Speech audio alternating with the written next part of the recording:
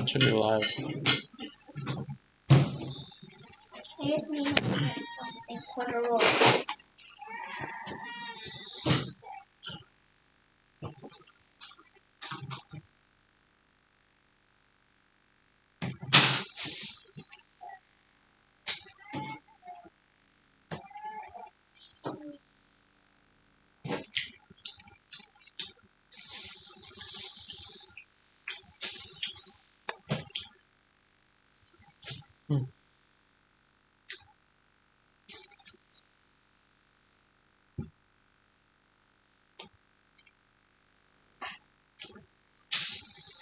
What are non-zero and computed mean?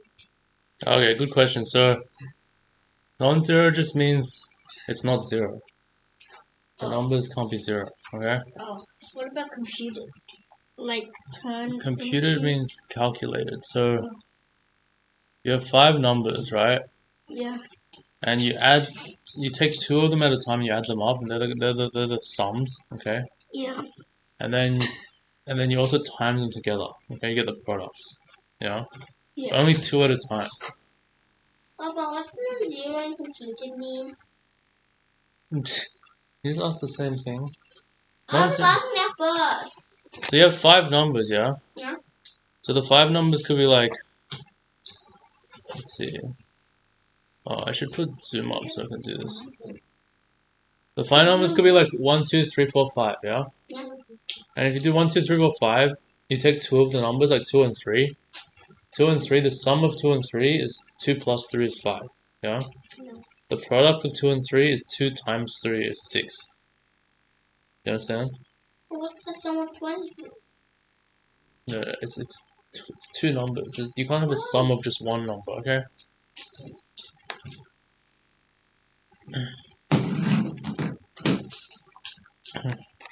Still get one non-zero mean. Non-zero means it can't be 0. You can't have like 0, 3, 4, 5. It has to be non-zero. Can you have 50? Yeah, it's 50, 0. No. So you can, as far as non-zero is concerned. What's this computed mean again? Computed means you calculated them.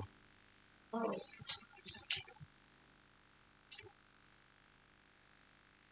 And these aren't just, they're not dumb questions in an absolute sense, but they're dumb because you're asking them so casually. You know, you should think about things.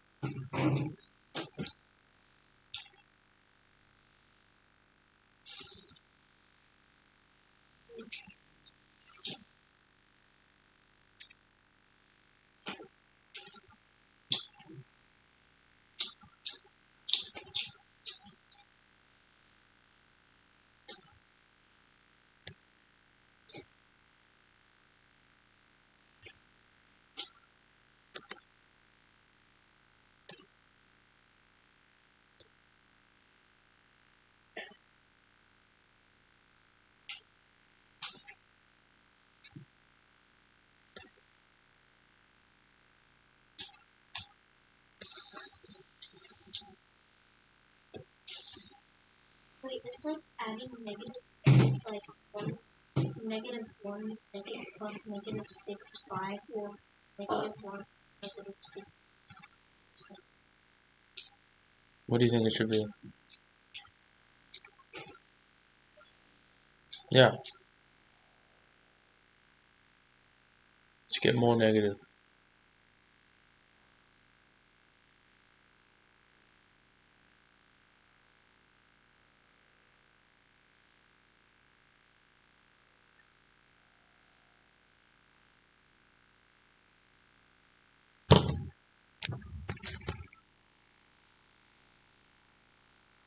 Have a piece of paper, write down some numbers, okay? I don't like you looking at it and staring at it, okay? You're not good enough for that yet. You understand? Fine. Get a paper, write down some numbers. Try 5 numbers. Actually do the thing it tells you to do. Paper there. Use this paper. Yeah, good. Red. Ruler.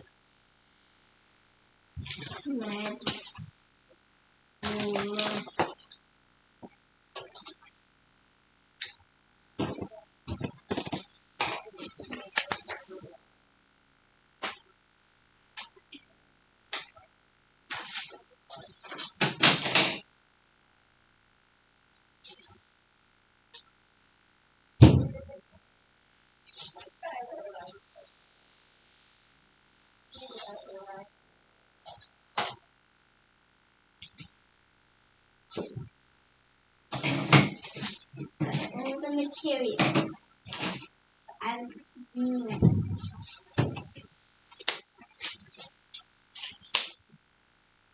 So I remember what the meanings are. I'm going to make 1, 2, 3, 4, 5.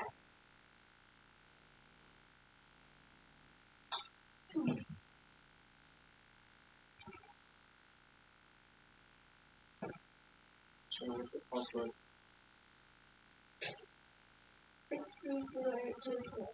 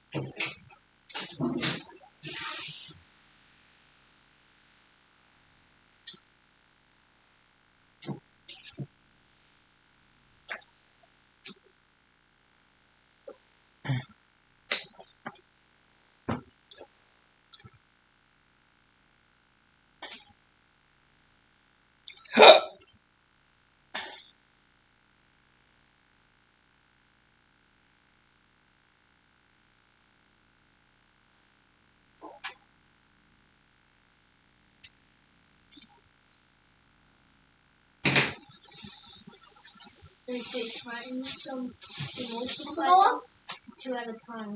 Like 1 times 2, 3 times 4. No, if you have 1, 2, 3, or 5, right? How many pairs do you get? You have to do one for every pair, you understand? You have to do every combination of two numbers.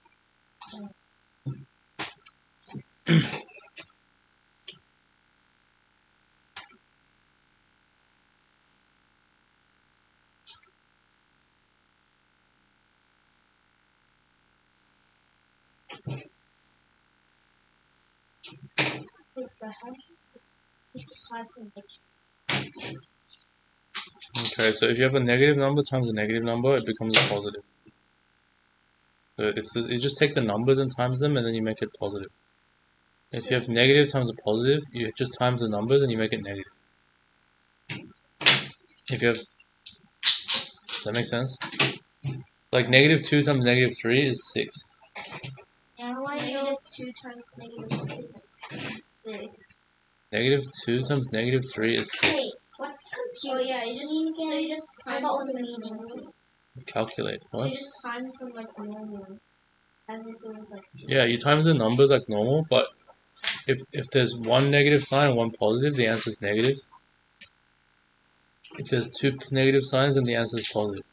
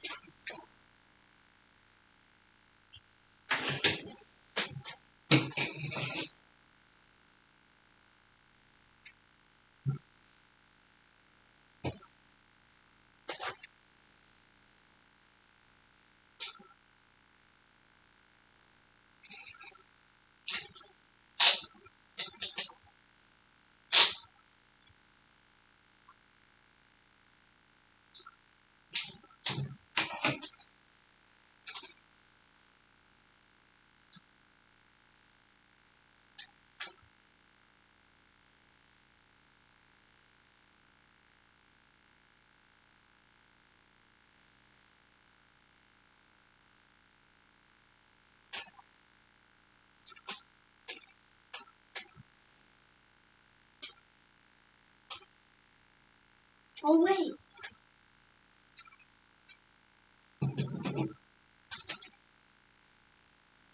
they can't be this like with the positive and negative sides. Like they can't be the same numbers. So,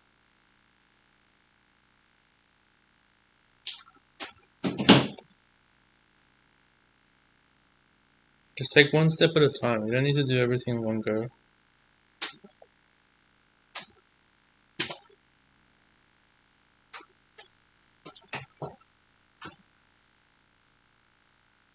Mm? Mm.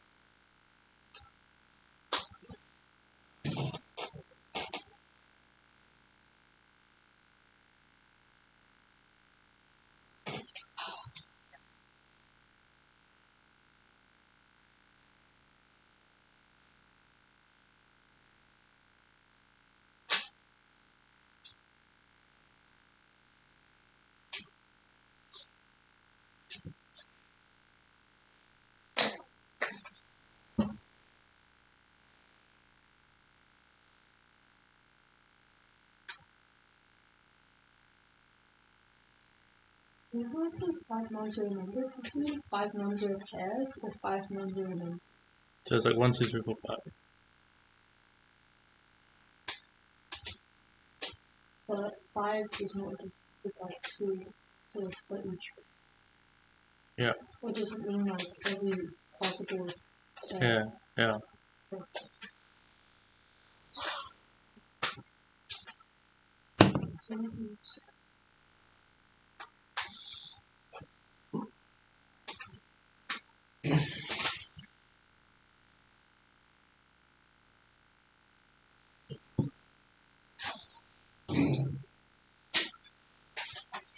I have remembered. Okay, can I have my negative minus 2? I don't know how many. Minus 2 and minus 3. Know what that sum and product is? So, what to cross them together? Yeah.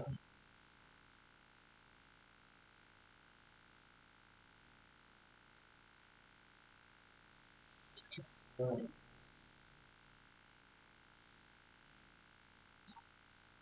What? No, it's the same as 2 plus 3. And then That's minus 1.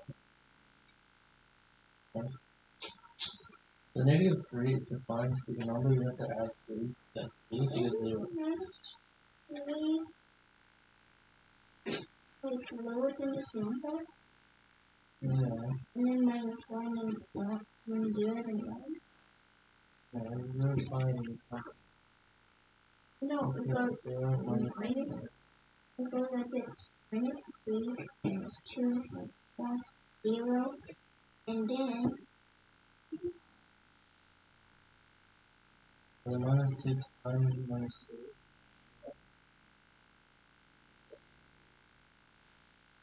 minus 6. So minus 2 times 3, then it's equal to minus 6. Oh, Yeah, if you have minus 2, the minus 2 plus minus 2, yeah? That's 2 times minus 2, yeah? That's minus 4, okay? 2 times minus 2 is minus 4. Yeah? When you have minus 2 plus minus 2, it's minus that, yeah?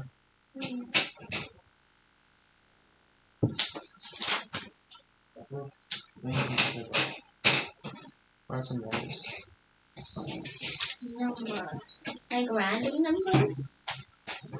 It could be random, but easy numbers. Okay, I'll take the number 8. Completely random. Which is also subverted. No, it's asking you how many of the numbers you get from timesing two numbers is positive.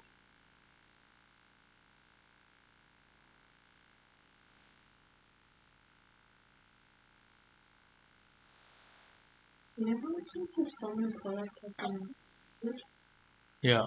so is 1 minus negative 1 the same as negative 1 minus negative 1. 1 plus negative 1 or negative 1 plus 1? Yeah. Plusing can be done either way. Yeah. You get the same answer if you add them in either order. Right. Same with timesing.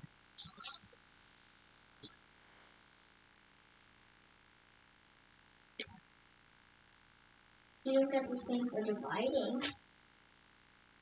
Yeah. Yeah. And subtract. Yeah. They're not really operations, subtracting and dividing. You can actually get rid of subtraction by just having negative numbers and saying subtraction is the same as adding a negative number. What's 3 minus 6? So like 3 minus 6 you can say is 3 plus negative 6. You don't actually need subtraction.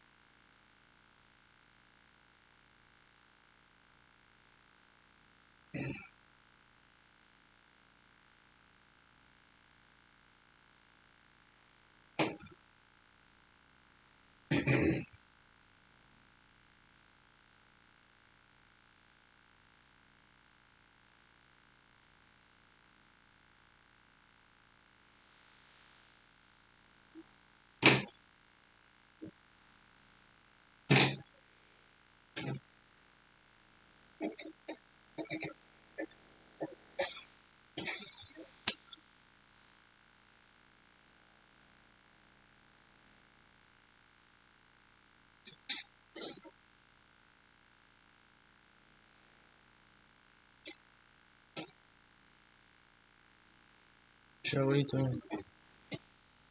Write down 5 numbers. Okay. 8, 7, 9, 2, 4. Got my number. By the way, how many pairs are there, do you know? 10. 10, right? So you should have 20 numbers. Sums and products, right? It's good if it has 5, if the sums are also 5. If it doesn't have 5, then you have to be slow. Well, you don't have to like for your working, right? You only have to for the final answer. Yeah. That makes sense. Because you still might want to see what happens, even if it's not the same, you know? Sometimes what happens when it's not the same can tell you what happens when it is the same, you know?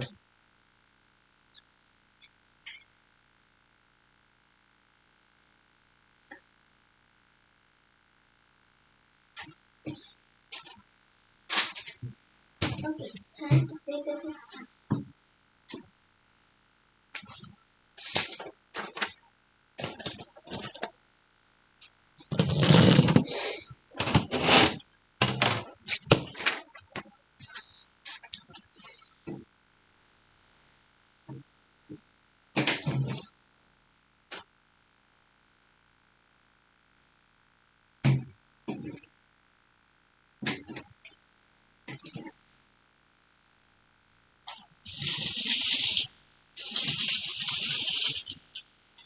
Right.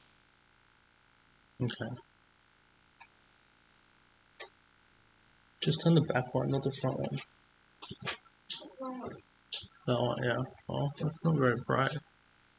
Close that door and then turn both of them. Close both doors.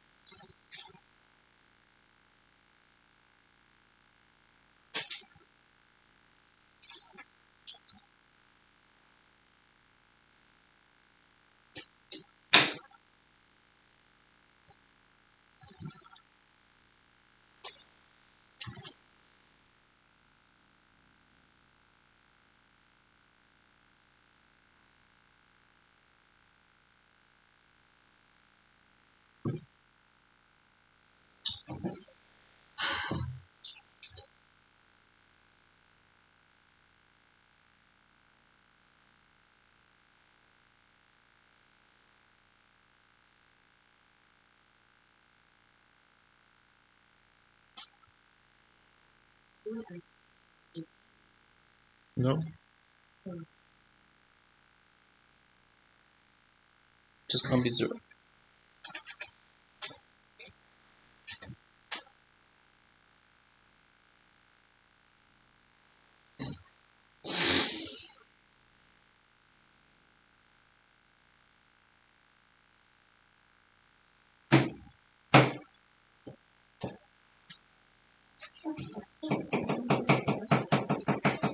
What are you doing?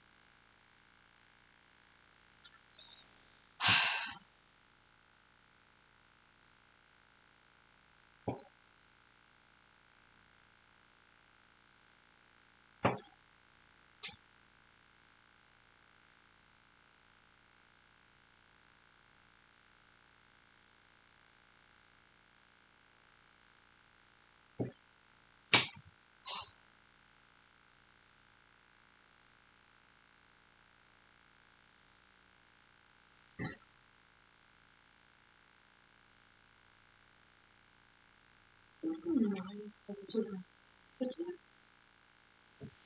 9 positive. And 1 negative. How'd you get that?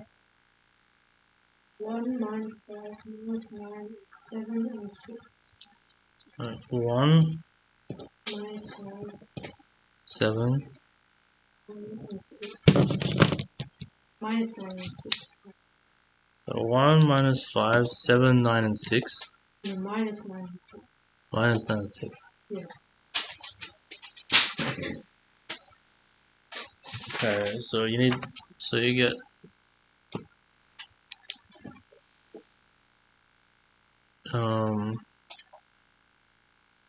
so you get minus 4, minus 2, minus 3, minus 8, and minus 14. So is that the 5 negatives ones you get?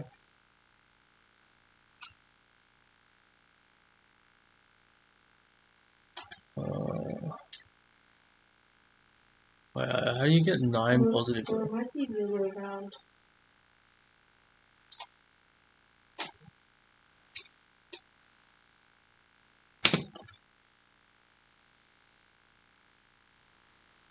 How do you get 9 positive products? Is negative times a positive a positive? Negative times a positive is negative. Okay, then that would be, Because like if you have 2 times negative 4, right? yeah. That's kind of like negative 4 plus negative 4, right? Uh, Does that make sense? yeah. So it should be negatives. And the negative 2 times negative 4 is kind of like the negative of that, right?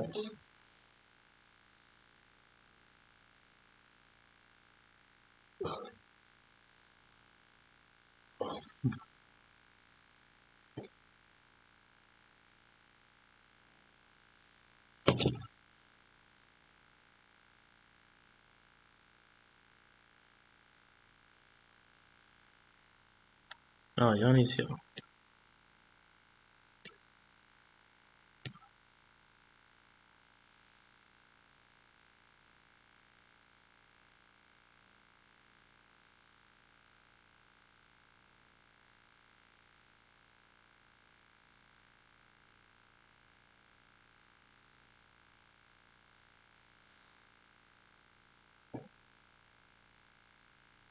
So is it 6 negative and 4 positive?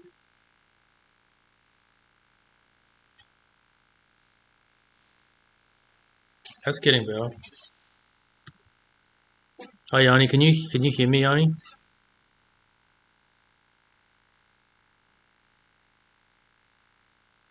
Can you see the problem on the screen? Okay. Yeah, you're getting very close, Ernest. That means we can't do this problem for that much longer. Until Ernest, maybe until you get it. So, But remember we need a proof, okay? So that's the difference.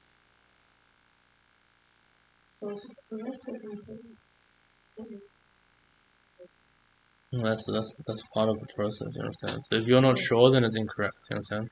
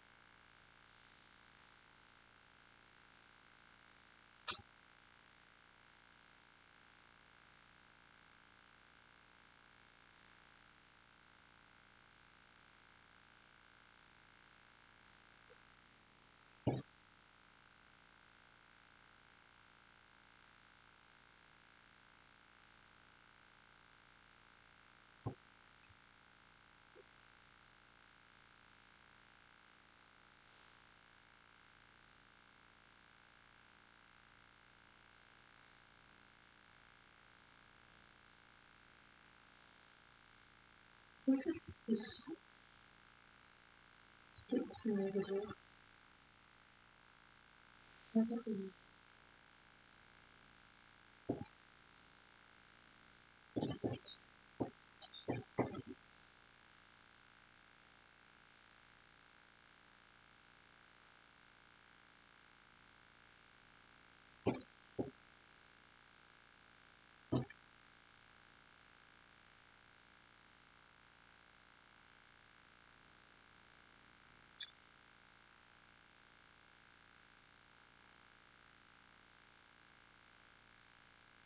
So Yanni, do you know how to times numbers together which are negative?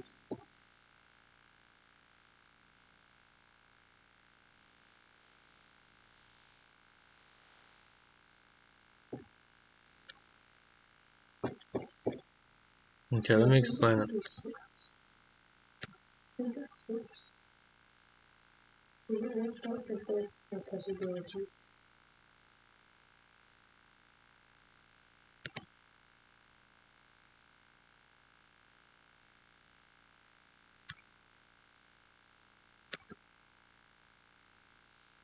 Okay, so where's the screen? Okay, Yanni, do you know how to add numbers which are negative?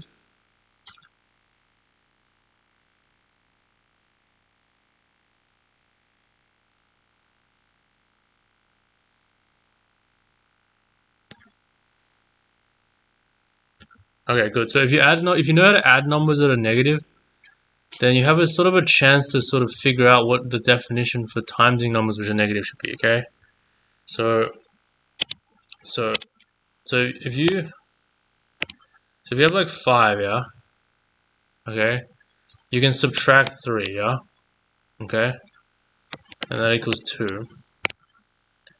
Before, see, the operation of subtraction is not very nice. Okay, so subtraction. Actually, this is kind of annoying. Michelle's not here. Um, so subtraction is really, you can actually write it as just this is the adding of the negative number, and that also equals 2. So you don't actually need subtraction. But just give me 1 second.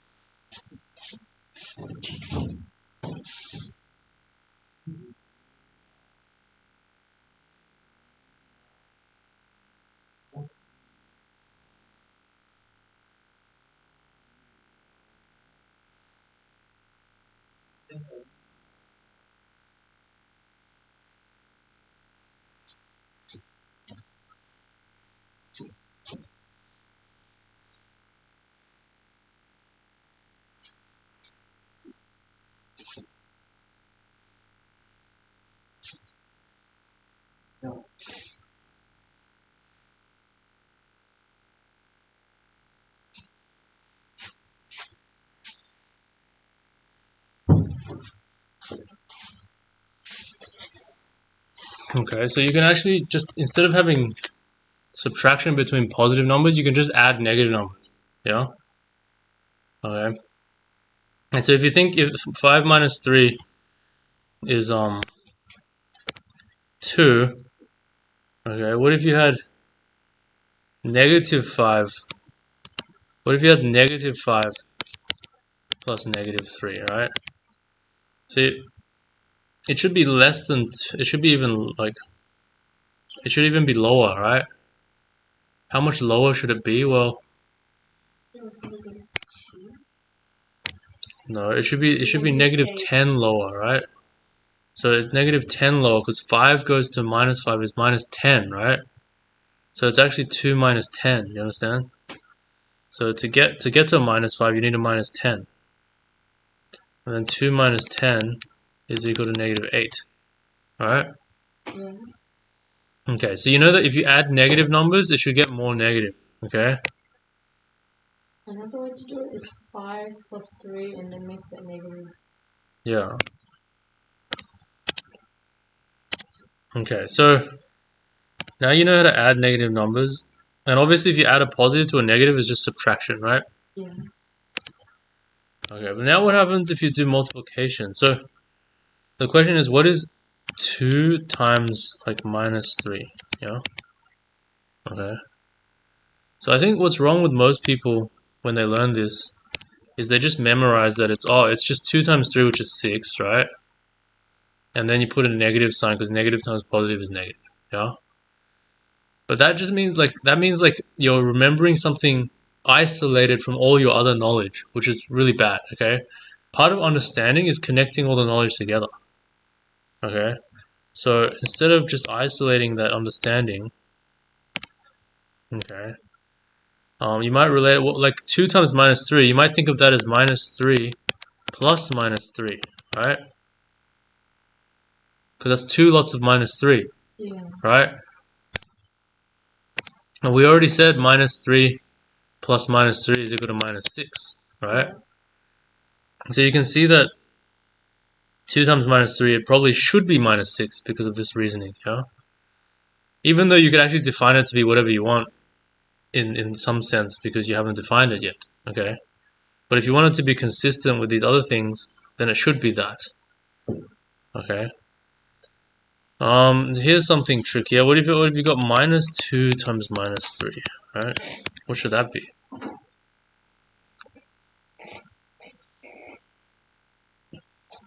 Yeah, 6, yeah? So if you have 2 minuses times together, you get a plus. That's what people remember, right? But why is that? Like, does it agree with what you think, or how does that even work, right? Wait, is it like minus 0 from like minus 7 the negative? Yeah, okay. So there's another thing. Like, if I had minus 6, right, and then I went negative minus 6, what's that? 6, right? Okay. So how do I even get that? You know, like that sounds kind of crazy. See, from maths, if you don't have a definition, it's kind of weird to get any conclusions, right? Yeah. So you need some sort of definition, okay? So what is negative of a number, okay? So negative of a number, like negative a, okay? That's defined to be the thing that you add to a to make 0. Does that make sense? So like negative 6 is by definition the thing which you add to 6 to get 0. Does that make sense? Okay. So then look at what negative 6 is, right? Negative 6 is the thing which you add to negative 6 to get 0, right? Because that's by definition what negative of something means, right? So what do you add to negative 6 to get 0? 6, right? So that's why negative 6 is 6. You see?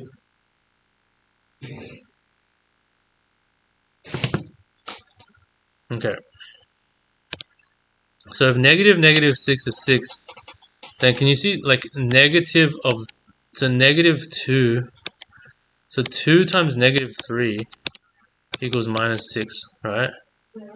Then can you see like minus of that should be minus 6, which is 6, right? Okay, but you gotta be kind of careful because I'm kind of cheating a little bit because I'm doing minus of this, right? Whereas what we want is minus 2 times minus 3. So they're slightly different. Okay.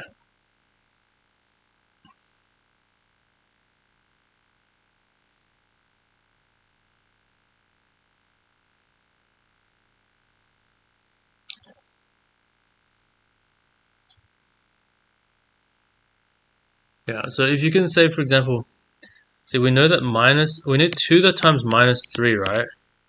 Yeah. Is equal to negative of 2 times 3, right? We know that.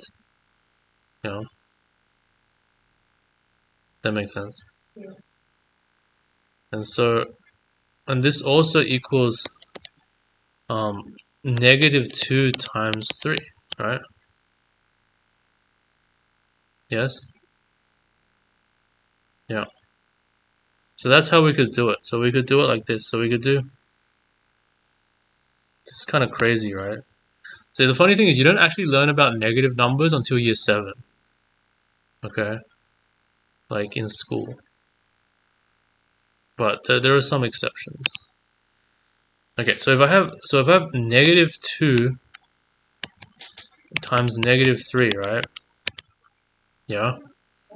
I can write that as negative of negative 2 times 3, right? Yeah. Does that make sense?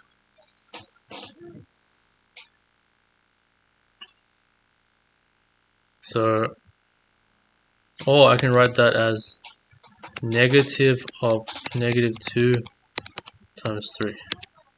Yeah.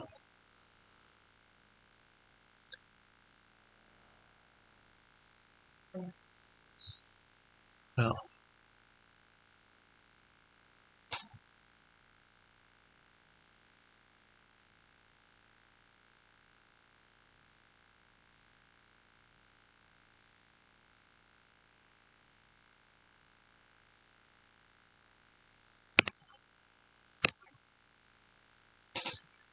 Yeah. What I want to write it as, I want to write it as minus 2 times minus 3. No?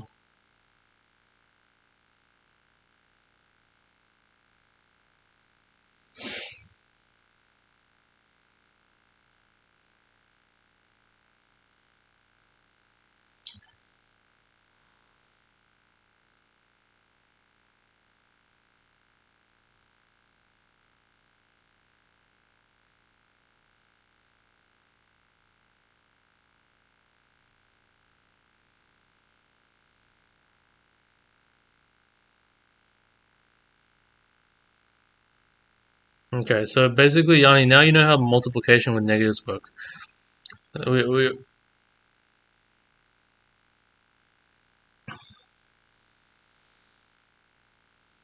Yeah, so we still haven't quite proven this, okay, but I think we're kind of happy a little bit that we understand why two negatives might be a positive when you times it, yeah? Okay.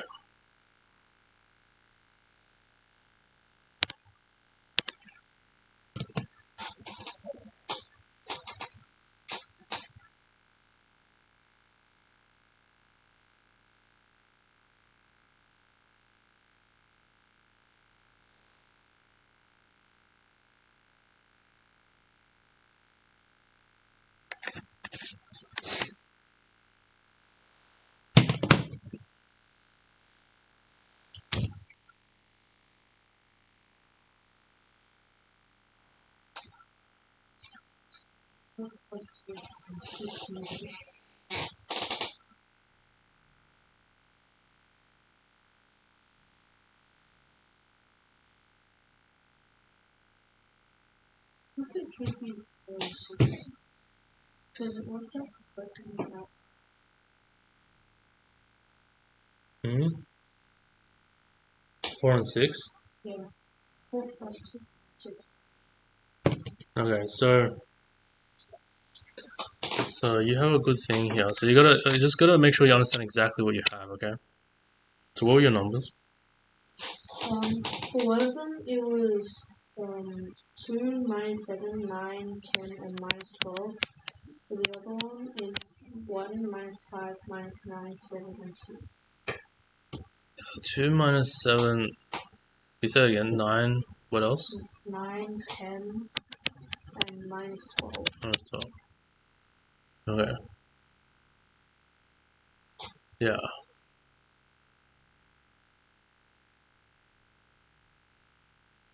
So I think as far as sums go, can you see if you take the negatives of everything, you should get the same result, right? Taking the negatives doesn't change the question. Um, but anyway, if you take these 5 numbers and you do all the sums, right, you get minus 5. It's 2 minus 7 is minus 5, yeah? And the 2 plus 9 is 11, yeah? So remember, why is there 10 things? It should be 5 choose 2, okay? We're trying to choose 2 things from 5 things. 5 choose 2 is 10. Okay, so 2 plus 9 is 11. 2 plus 10 is 12. 2 plus minus 12 is minus 10, alright? Minus 7 plus 9 is 2. Minus 7 plus 10 is 3. Minus 7 minus 12 is minus 19, yeah? 9 plus 10 is 19. 9 plus minus 12 is minus 3. 10 minus 12 is minus 2, yeah? Okay, so notice Ernest has exactly 1, 2, 3, 4, 5 negative numbers, which satisfies the criteria, yeah? Okay, and then you count from this, you get how many negatives? 4 or 5 or 6? So this has got 6 negatives and 4 positives. Yeah. So, Yeah, 6 negatives and 4 positives. So like, I mean, one thing you might be like, oh well, if it's 5 positive and 5 negative, I should get 5 positive and 5 negative, right? But you end up with something else. Okay, so look what. So when you times numbers, to know if it's positive or negative, you don't even need to look at the number. You only need to look at the sign, right? Yeah. So for example, minus 5 times 11. I don't have to look at the 5 and the 11. I just know it's minus times positive. I get a negative, right? Yeah. So 5 gives you negative, negative, positive with the 10. Okay. Negative, negative. Oh, actually, sorry. I'm doing these numbers, yeah. So 2 gives you minus 14. So it's negative, positive, positive, negative, right? Yeah. 7 gives you negative, negative, positive, yeah? Yeah. 9 gives you positive and then negative, yeah? And then 10 and minus 12 gives you negative, yeah? So you do get 6 negatives and 4 positives, yeah? Yeah. Okay. So if this was like a lower level contest, like multiple choice or something, you could just circle the answer. You know it has to be right, yeah? Because the way the question's written, it's saying that like it has to be, there has to only be one answer basically, right? Yeah. But in this kind of situation, when you get older, you have to actually prove why it's always going to be 6 and 4. Okay? So no matter how these numbers are done, as long as there's 5 positive and 5 negative sums, it's always going to be 6 and 4. Does that make sense? So what you've got now is that there is a situation when it is 6 and 4. Okay? So it's possible to be 6 and 4. Okay? But you have not proved that it's impossible to be like 5 and 5. Right? Yeah. Okay? You haven't proved that it's impossible to be like, you know what I mean? Yeah. Okay, so that's what I want you to work on now. You know?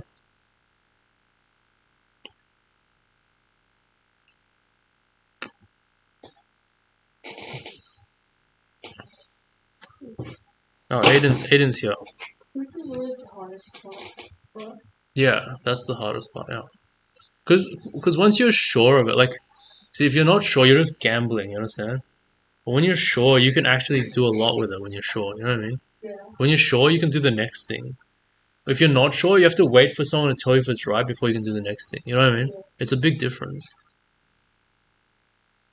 Hello?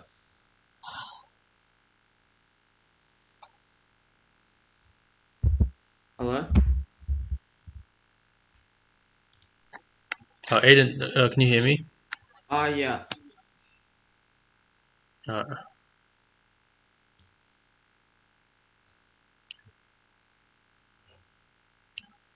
yeah, so we're trying to figure out this question. At the moment, someone's got that it should be 6 negatives and 4 positives, but we haven't been able to prove why that's the only um, possibility, yeah?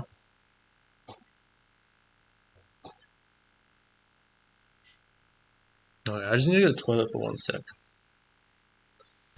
I'll be right back. Michelle, what are you doing? Focus on the question.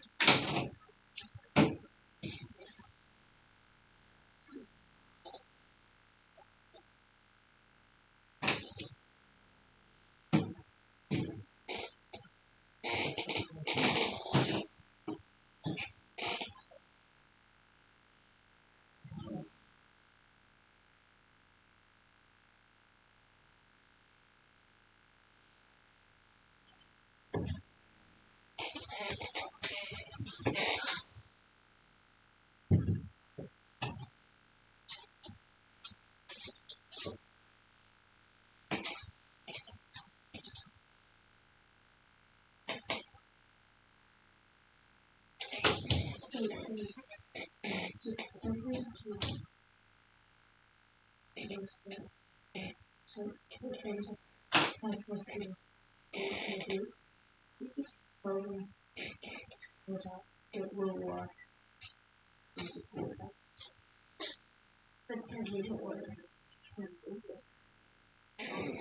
so just count after. I don't think it was.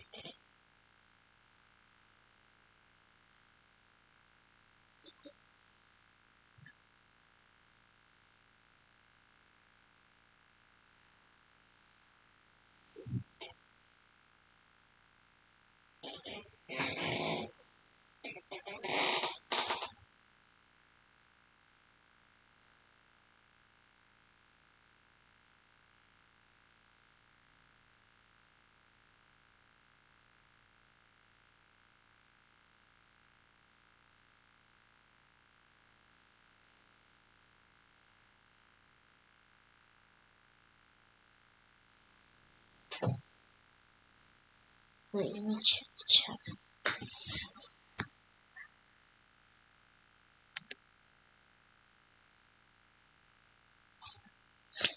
He's at the toilet himself.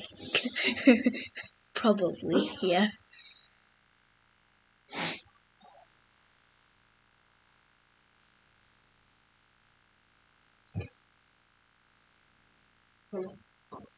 She was like on the feet.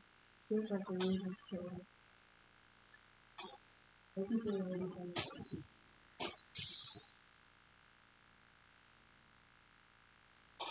Why is it for? After something. Why? She's waiting for he or she. She.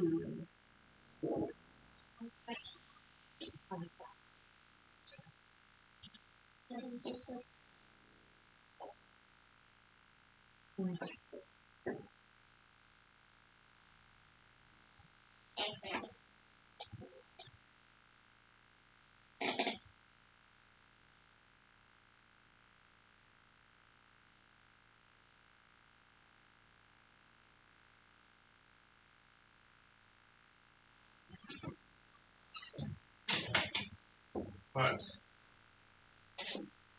Johnny went to the toilet as well. Oh, he's back, he said. Yeah. Okay. So let me give you the answer to the other part and then we'll talk about the proof, okay? Did you guys get it? Okay, so this is just a bit like part of your education. It's like what's minus 2 times minus 2, right? Yeah. Okay, so what we want is we know that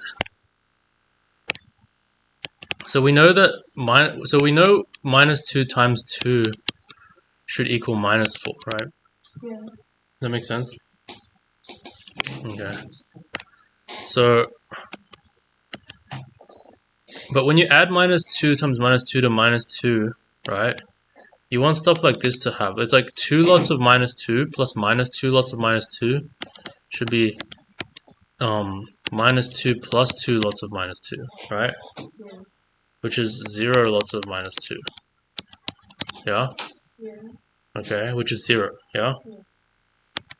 Okay, so we want 0 times stuff to be 0. And so if this thing is equal to minus 4, then and that thing plus that to get you 0, then that thing must be plus 4, right? Okay. Alright, so there's a good reason why negative times negative is plus and negative times plus is negative, yeah? It's not random, okay?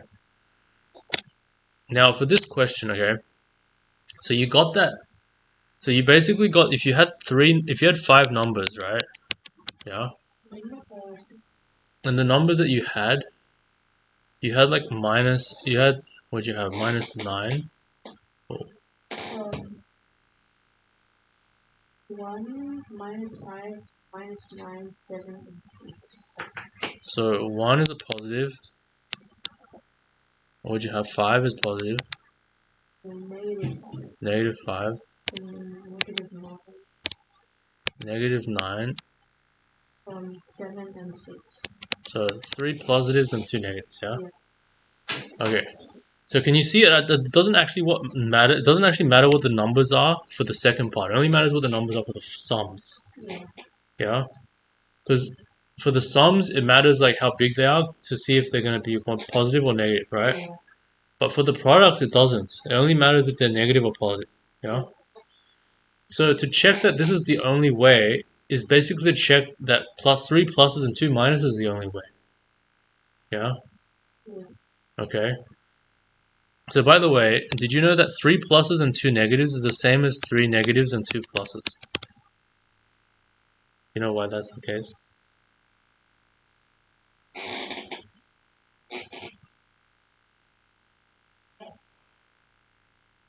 So the reason 3 negatives is the same as 2 negatives is because if you had these 5 numbers and you times all of them by a negative, if you minused all the numbers, yeah, Yeah.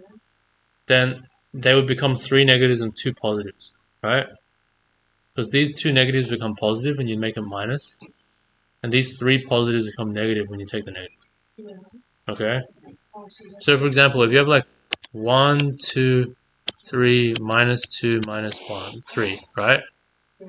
If I took the negative of everything, I get minus 1, minus 2, minus 3, 2, and 3. Yeah? Yeah. Okay? But the thing is, if you take the negative of everything, it doesn't change the products. Okay? Because if you have like 3 times 2 and you take the negatives, well, it's still going to be positive 6, right? That makes sense? Or if you had like 3 times minus 2 and you took the negatives, which is minus 3 times 2, you still get minus 6, right? The two minuses cancel, yeah? So taking negatives, everything doesn't change the answer, okay? Yeah. Oh, Okay. So that now it just means that you just have to eliminate the case where all the numbers are all positive, yeah? Yeah? Or if there's 4 positive numbers and 1 negative number. Does that make sense? all negative. You don't have to worry about all negatives. You just times them by negative, yeah? Does that make sense? So if you can prove the 5 numbers you start with are not all positive, okay? And you can prove that the 5 numbers you start with cannot be 4 positive and 1 negative, yeah? Then you prove that it has to be 2 negative and 3 positive, or 3 negative and 2 positive, and then that'll always give you 6 negative and 4 positive, yeah? Okay. Have a proof why 1 negative and 4 positive cannot be 5 positive. Okay. 5 positive. Alright, what? 5 positive. Yeah? Start with the 1 negative. Yeah. 1 negative plus a positive. The most it can be is 4 4 negatives, Yeah. and then there's no other way to get negatives, which means you can't get any more than 4. Very good. Okay, so At he's least saying, 5. you see what he said? So he said if you take 4 positives and 1 negative, Yeah. like, the most you could do is add the negatives to the positives to get negatives. Yeah. And that can only get you 4, right? Yeah, and then you can't get any more. Okay. Because they're all positive. Or another way to do it is if you have 4 positives, that'll automatically give you 6 positive sums, yeah? And 6 is already bigger than 5. Yeah? So that's impossible, yeah? Okay, why is this impossible? This is actually should be easier.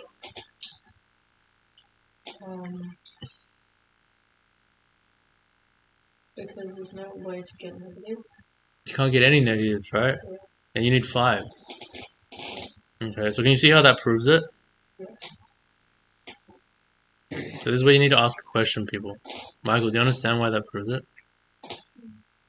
So that's why you gotta ask a question, yeah? You can't just sit there like an idiot. You have to like ask questions at the right time, so you don't have to at the end have 10 questions that you can't even ask. Okay?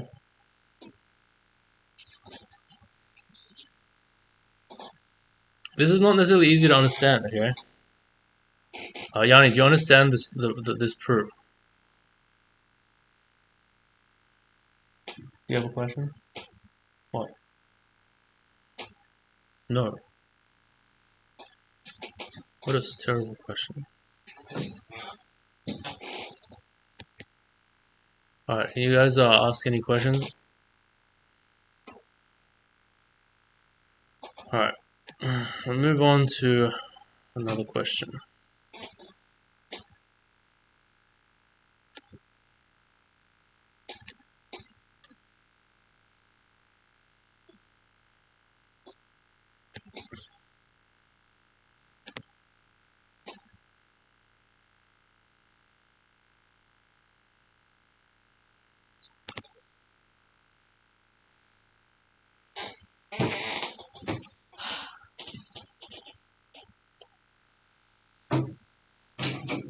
Wait, I did this question yesterday. Did you? Yeah, yesterday night.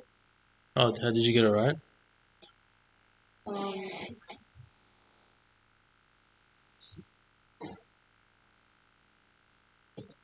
Oh, where did you get this question from? The piece of paper. Let's see. Did you get it? So, the midpoint would be here, which means the midpoint between Wait, I'll ask you a question. Do you think you solved it or not?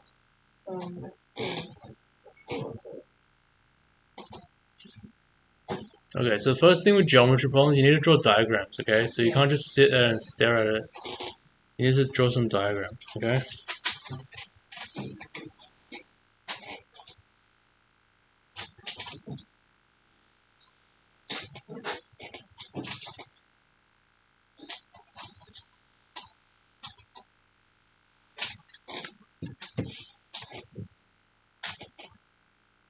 What does vertex mean?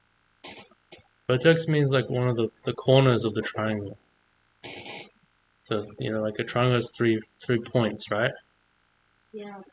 This is so. Yeah, so it's the So point. it's passing through point vertex B. And if you hear the word hypotenuse, then go to red.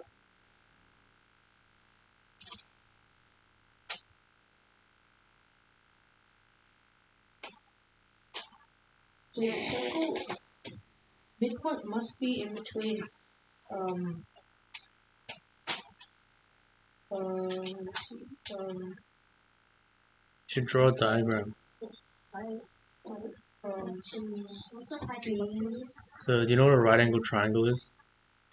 yes. Hypotenuse is the long side. It's the longest side.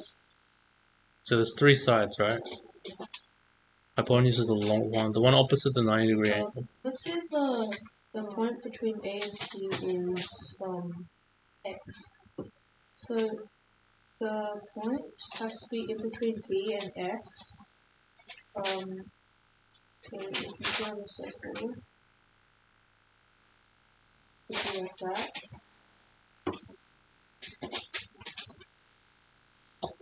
And so it's asking you the proof that this and this is the midpoint between B and A and C and B.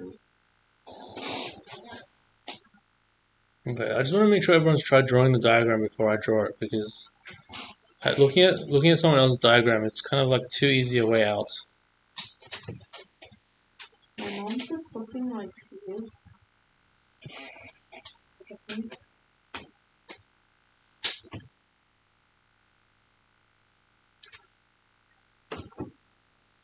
She did something like this. I think my mom did something like this.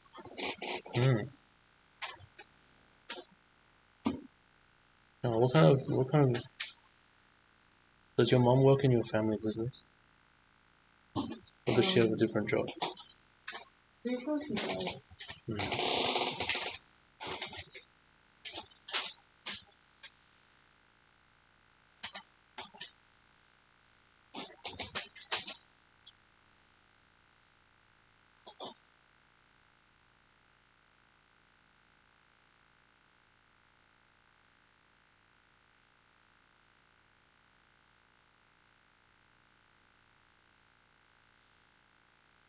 Okay, hopefully you've all tried drawing the diagram.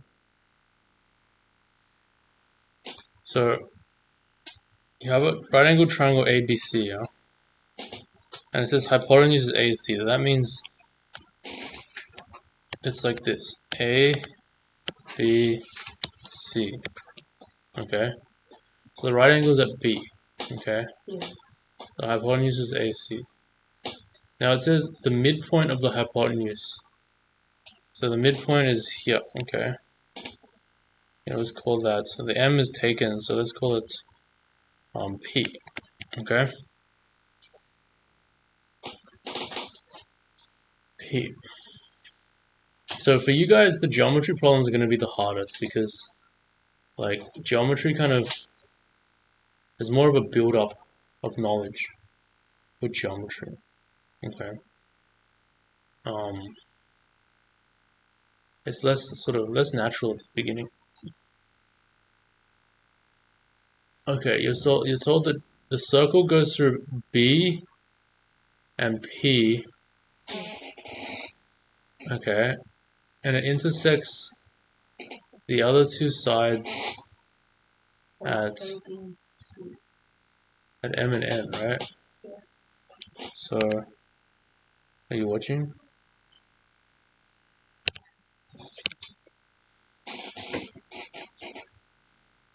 So if you can't do it, and you're not pushing and you're not trying, it's like what can you do?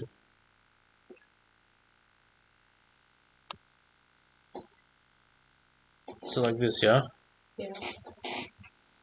Okay, so which side's called N and which side's called M? Doesn't really matter which side. Okay, let's call this one M, this one N. Yeah? Prove that the point, okay, it has the property that AC is twice MN, yeah? So if you take this length, yeah, Yeah. then AC, the hypotenuse is twice as long as that length. Okay? So AC is equal to 2 times MN. Yeah.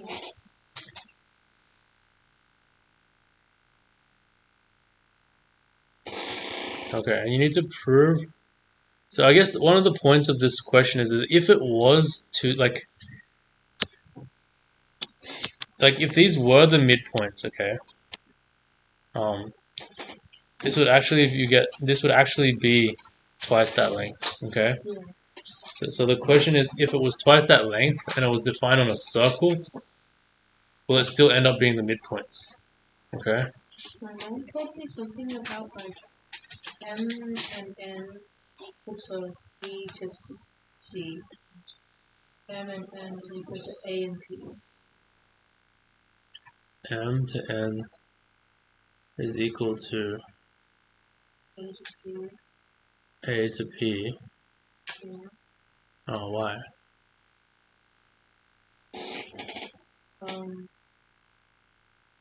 But mainly my mom told me, you know how the radius will always be the same? Hmm. So, something uh, like that means B to P equals M to N. B to P equals M to N. Yeah.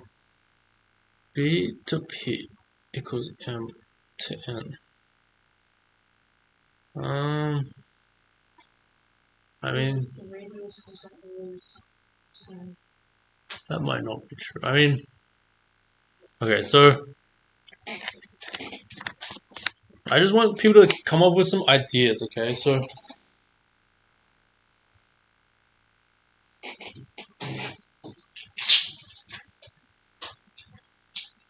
I expect different things of you depending on what we've been through together. You know what I'm saying? So I'll give you a minute to give me some good ideas.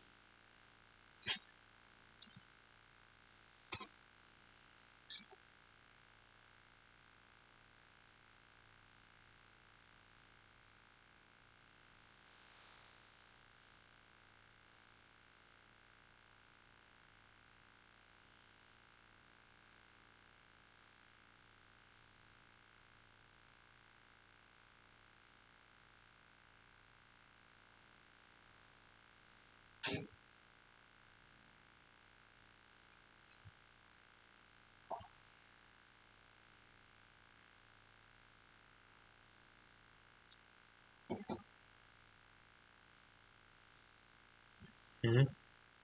What about like for the N? Yeah, what about it? What do you have to like? Oh, You want to show N is at the middle of B and C, yeah? yeah. If you can show N has to be in the middle, then you're good.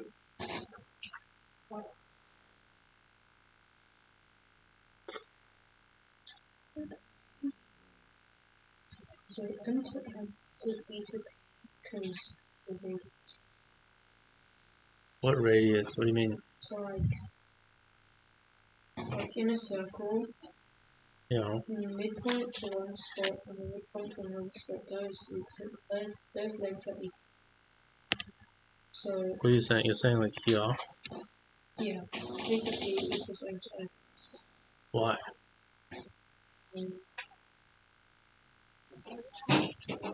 Because like there's a theory where like in a circle,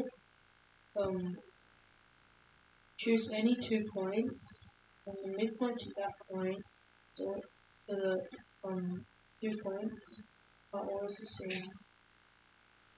What are you trying to say? So you have a circle, Yeah. and you have any 2 points, Yeah. and then what? The midpoint of the circle. The center of the circle. Yeah, the center of the circle Yeah. to both of the lines are equal. Both of the points are equal. Yeah. So therefore, m to n equals e to I don't see how you're saying therefore. So where's the center of the circle? the midpoint between b to p, Why is that? because circle intersects between p and b, and m. The circle intersects B and P. Yeah. So like this could be B and this could be P, right? Yeah.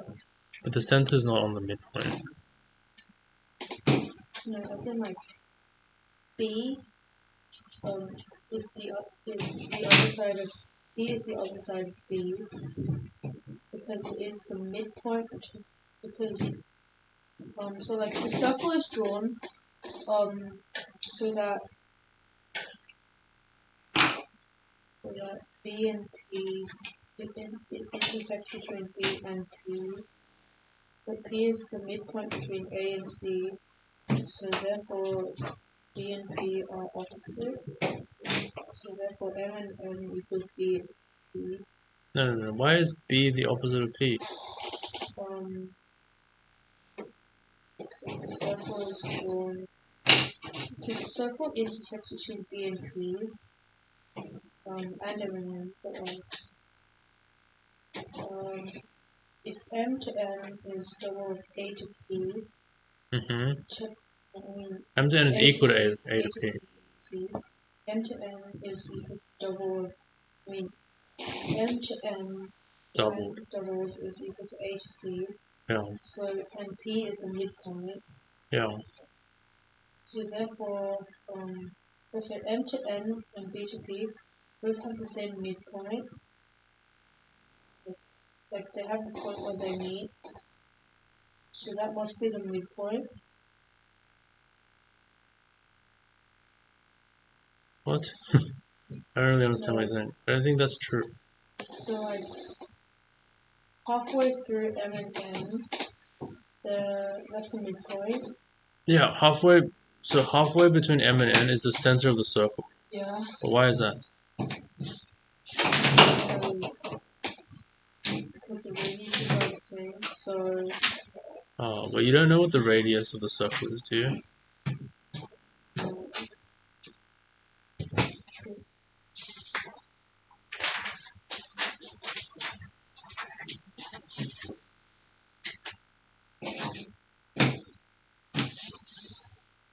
Okay, so let me show everyone something, okay? And this thing should be very it's very striking, okay? Because for some reason, okay, we're doing this problem, okay? And no one thought to bring up this thing we learned last week, okay? And if we don't ever use the things we learned, then it's kind of like you gotta. So we had this circle, right? Remember, we had this thing where if you make a 90 degrees, then this is the center of the circle. Remember that? So MBN. So then this would be M, and this would be N, and this is B, right? Yeah.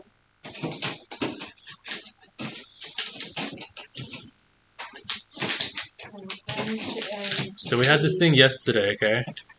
And so the question comes to mind last week, yeah? Like, are we learning things just to be able to understand them, or are we actually understanding them, okay? It's a big difference. Because a lot of the time people think you're understanding it, but this is sort of like a test that shows you don't understand, okay? And you have to adjust.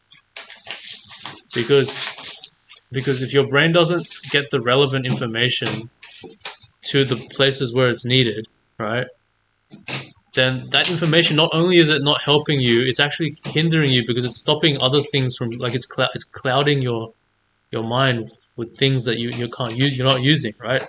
So even if you want to bring up something, it's gonna be more cluttered. You know what I'm saying? Like if you remember 100 things, it's actually gonna take a lot longer to go through all of them than if you remember nothing, right? Yeah. Okay. So if you remember the one thing that helps you, that's easy, right? But that's not very likely to happen in your life, right? And that makes you a very specialized person because you can only do one thing, okay? So everyone's gonna have a lot of stuff in their head, but you gotta get the thing that's most relevant to this situation, right? And this is something we absolutely learned last week, yes? It was called, like, Thales' theorem, yeah? We even had a name, yes? Remember that? You have a right angle triangle and a circle. So this is exactly the same blue circle. You have a right angle triangle, yeah? So what does that tell you? It tells you the midpoint of MN is the center of the circle. Okay, so now your thing is your part of your thing is true. The other thing is still not clear what you're saying. So the midpoint of MN is the center of the circle. Okay. So M and P is also the right angle triangle. Okay, well, that's good. Um,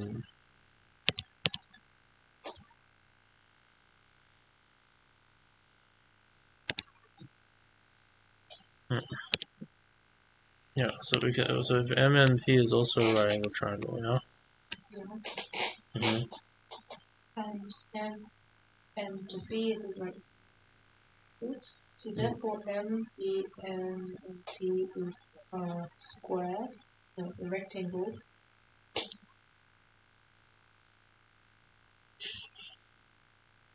Awkward silence. I mean, the thing I like about your argument is like you have something you're going for, right? So if it is a rectangle, you actually make a lot of progress, okay? And that's the thing with young people is like the good ones have forward direction, okay? But the young people don't have the backward direction. So so in fact it might not be a rectangle yet, okay? Because the whole point is any point on the circle give you 9 degrees, right? So like you could take this point and you can take like you know what I mean? Like some point that doesn't give you a rectangle. So like for this to be a rectangle you need it to be like here, right? But you could take it like here, yeah? Oh, I see what you mean. Yeah. But yeah, like it's still good to have a bit of optimism because sometimes it is a rectangle and you can proceed, right? Yeah. But Thing is, if you look at that, it will be 4 right angle triangles. 4 right angle triangles. Yeah, A and P, M, P, and B, M, N, and P and C. P and C. Are you sure P and C is right angle? Because if Because if P and C is right angle, then it is a rectangle, right? So I don't know if it is.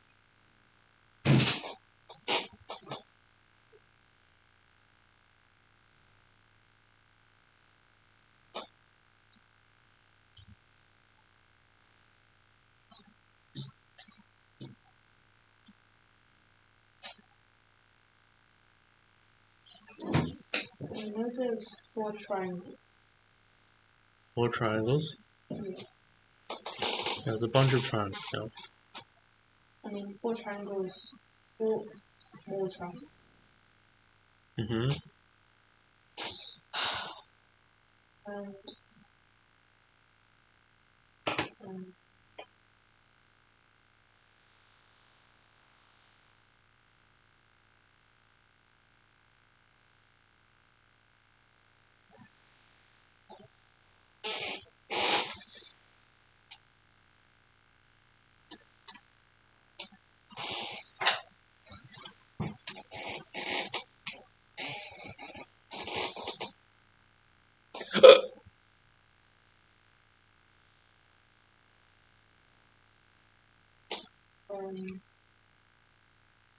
Okay. Very disappointing.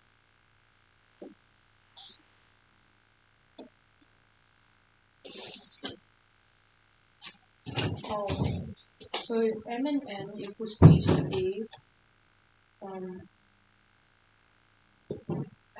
B.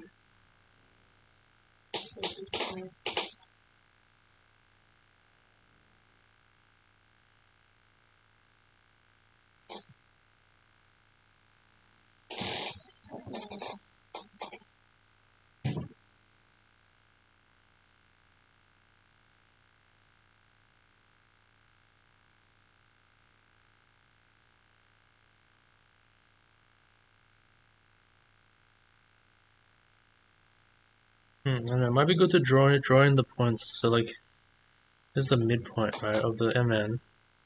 It's also the center of the circle, you know? Okay. And it's the center of the circle, right? So it's the same distance from N, M, P, and B, you know?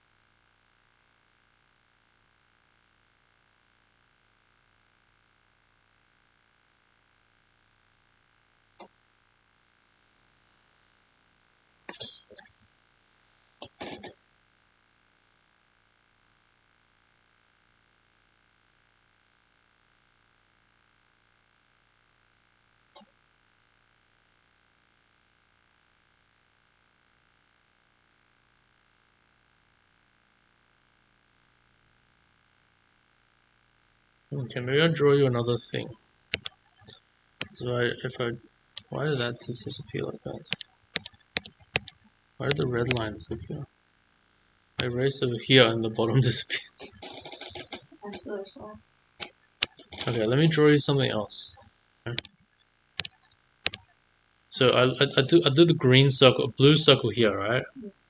What if I draw the red circle? Yeah.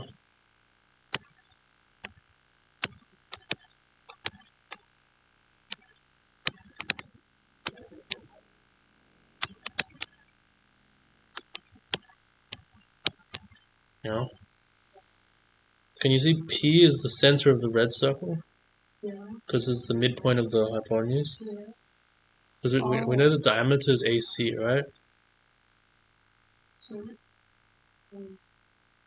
so E to B equals Yeah. A to P, and A to P is equal to M to N. So therefore M to N is equal to B to P. M to N is equal to B to P. Yeah. See? So, well, what does that mean? Can you see what that means? So therefore E to P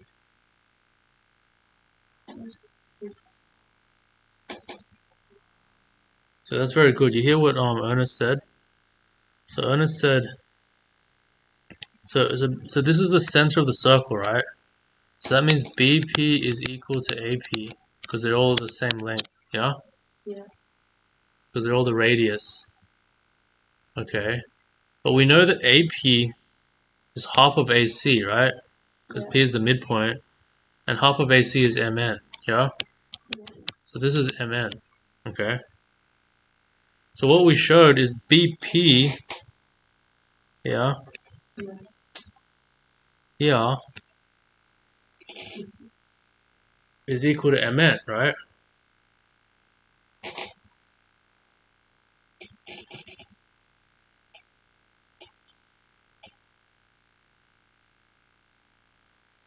That makes sense?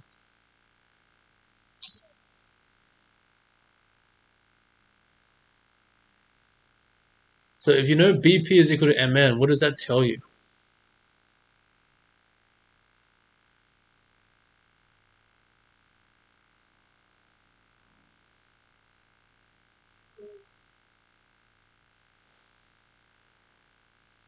The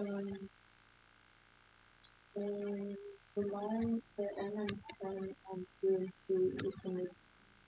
If they need symmetry, it's one of these things.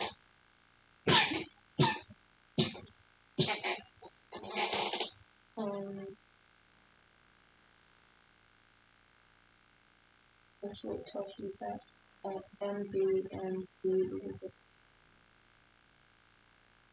Okay, so this is what it tells you. Okay, so MN is a diameter, right?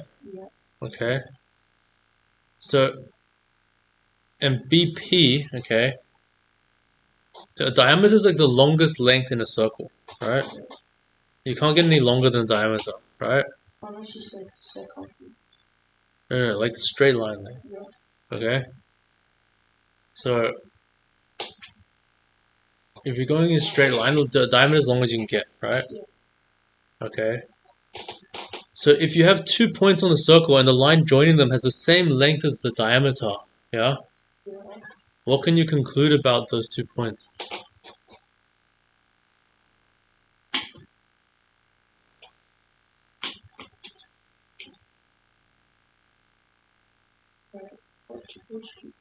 And B and P. So you have a circle, right? Yeah. You have B and P like this, yeah? Yeah. And the length between them is the same length as the diameter.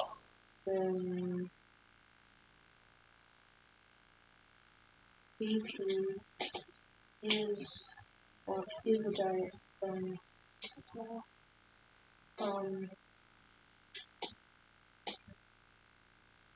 Do you know what the word diameter means? the length of two radiuses. Yeah.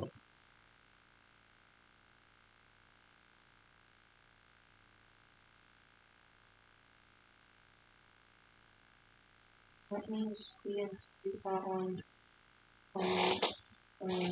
opposite sides of the circle, therefore making MB and P a rectangle. Yeah, so if this is the length of the diameter, then it must be a diameter, right? Yeah. So it's actually here, right? Yeah. So it must go through the center, yeah? Yeah. So here when I joined the center to B and then to P, right? I deliberately made it a little bit curved because I didn't know if it was going to be a straight line or not, right? Yeah. But now I know it's actually a straight line, you see? Yeah? Definitely fetch 4 right angle triangles MB and so rectangle A and C. Yeah. So do you understand why? So he's saying now that that means these angles have to be 90 degrees, right? Yeah. Yeah. Do you know why? Because it's a rectangle. No, not because it's a rectangle. Therefore, it's a rectangle. So this is what makes it a rectangle. Yeah. But why is it this? Because P to P and M to N. So P to N and M to B is equal. M to B is equal to P to M. M to P is equal to P to M. Well, that's another reason why it's a rectangle, but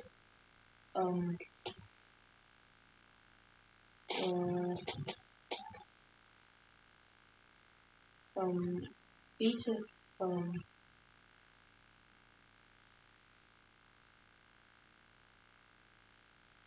okay. So angle B is 90, angle P is 9.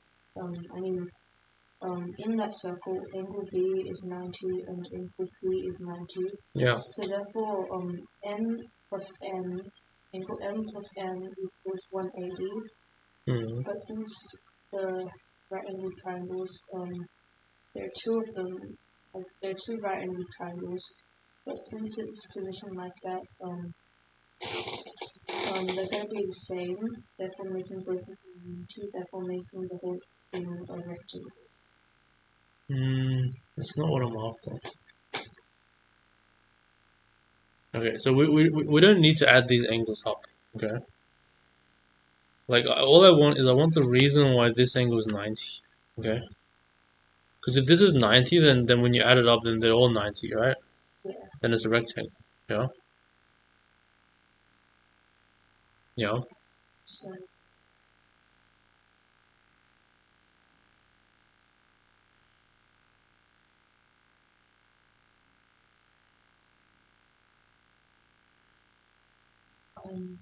angle B in the whole triangle is 90. Hmm. A to that means angle A plus angle C equals 90 degrees. And we also know that B to C is one straight line and C to P is equal M to N. So therefore, M to the angles are angle A plus equals C for each end. That's not P or Mm.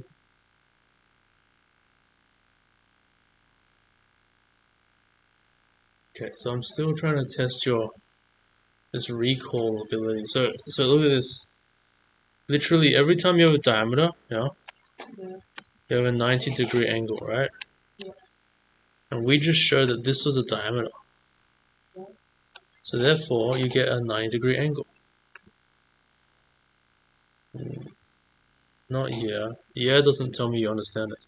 Oh, Yeah, you tells use me you those understand. theorems again. Yeah, the oh is you tell me you understand it. Like The you use yeah is nothing. The that's a those yeah. theorems Do you understand? again. You use the same thing again. So anytime you have a diameter, you have a 90 degrees. We just showed it was a diameter, yeah? Yeah. So therefore, these all must be 90 degrees here, because they're off the diameter. Yeah? That's what Thales' theorem tell you. You understand? So anytime you have a circle and a diameter, then any point will make 90 degrees with the diameter. You understand? Yeah. We just showed that this was a diameter. Okay? Yeah. So therefore, M will make 90 degrees with diameter, right? Yeah. N will make 90 degrees with diameter. Yeah? Yeah. So now they're all 4 or 9 degrees. You have a rectangle. Yeah? So P and C and A and B are right angle triangles. Yes. Very good. So now we have this. Now we So have the situation is simplified immensely, right? So we actually have. Oh, we actually have 4 right angle triangles. so P is the midpoint. Yeah. And this is actually a right angle triangle now, yeah? Yeah. Understand? And now if you end to end, if you put end to end, then you have 4 right angle triangles. Yeah, so I'll try B, A, C. So end to end. This is M, and this is N. Are you connecting M and N? Is what you're saying? So therefore you have 4 right angle triangles. 4 right angle triangles. Okay. Yeah. So like MBN, MNP, ANP, and PNC. Mm-hmm. Um, therefore MBN equals AMP and therefore they're all equal because P is the midpoint.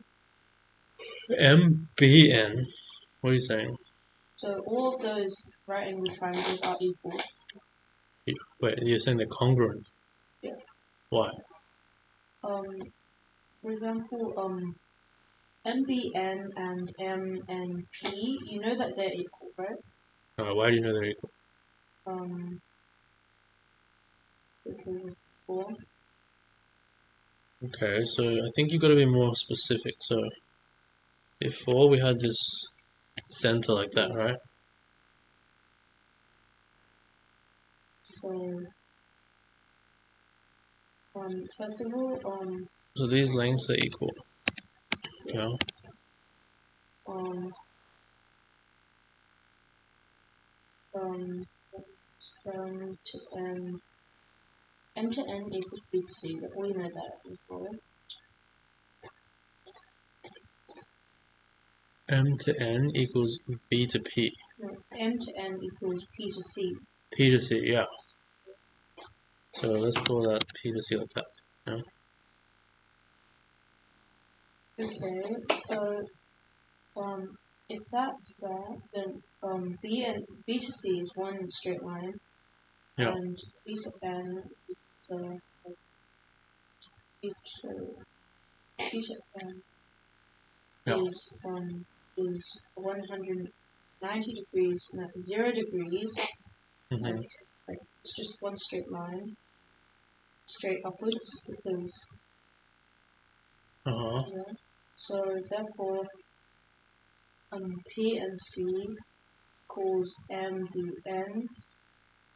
We can do that same for A P M. Yeah, okay, so maybe let me show you sort of a more streamlined way of saying this. So you're saying the triangles. Let me highlight the triangle. So let's say this triangle here, yeah? Yeah. Let's say you're trying to show that that's the same as this triangle here, yeah? Yeah. Okay. Well, try not to put MBN. That's fine as well. Okay, so if we do that triangle, okay. So So M to N is B to C. yeah, so to show two triangles are equal, yeah? Yeah. There's sort of like so you would think because a triangle has three angles and three sides, right? Yeah. Like you might think you'd have to show all three angles and all three sides are equal, right? No. But you usually only need three things, okay? Yeah. Because for example, like the three angles, you don't need it because two of them give you the other angle because they add up to 180, okay? So like if you know one angle is 90, the other one's 45, then you don't need to know the third angle. It has to be 45, right? It has to add up to 180. Okay, so here, can you see this length? They're next to each other, so they must be the same length, right? Yeah. Okay. And can you also see, we also showed that this length was actually equal to this length, right? That's given in the question, yeah? So these two triangles have two lengths which are the same, okay? Yeah. If they have three lengths of the same, then they're actually exactly the same triangle, but maybe like rotated or something. Okay, but notice it's a right angle triangle, yeah? Yeah. So right angle triangle, you actually know that if you know two lengths in a right angle triangle, Yeah. you also know the third one. Does that make sense? Yeah. Yeah, because if you know a triangle is right angled, right? Yeah. And you know these two lengths, then the third one you just have to connect this, right? Yeah. Or if you have a right angled triangle like that and you know those two lengths, then you know what you know you're forced to connect this like that as well, right? Yeah. So we actually know that all three lengths here are the same. Okay, that makes sense. All the triangles, Makes all the triangles equal. Okay, so because you I mean could- the same argument gives you that this triangle is equal to this triangle, right? Yeah, and we've already figured out that M and P and M B N are also equal. So therefore all the triangles are equal. M and B. Okay, why is M and B equal? You can do the same thing. Okay, so the opposite sides of a rectangle means that those lines are equal, right? Yeah. And that are equal, and then this is equal. Yeah? Okay, so all four triangles are congruent. That's what equal means. We say congruent instead of Yeah. equal. Okay? Equal would be like if they're actually on the same spot and everything. Yeah. So congruent is what you're trying to say, okay? Yeah. The word congruent. Okay, so now you got all four triangles are congruent. What do you do? Now you know that all four triangles are congruent. Yeah. You also know that B to N and N to C are equal. B to what? B to M? B to N. Okay, I'm gonna use another color. Okay, so I do light blue. So B to N is this length, yeah? Yeah. And what's equal? To N to C. N to Z. Okay, how do you know that? You're saying these two lengths are equal. So that would be finishing the problem, right? Because then you get N as Yeah. the midpoint, yeah? Yeah. So why is that the case? because PNC equals to MBN that is congruent to MBN. Not only congruent, but like if you move one of them a certain amount of centimeters to the right or left, then it will be exactly on the field. Okay. So you're saying, okay. So you're saying, let's look at these two triangles. They're congruent. Okay. Yeah. Yeah. Okay. So they're congruent, and we know that these lengths are the same. Yeah. Yeah. Yeah. And we know they're right angled. Yeah. Yeah.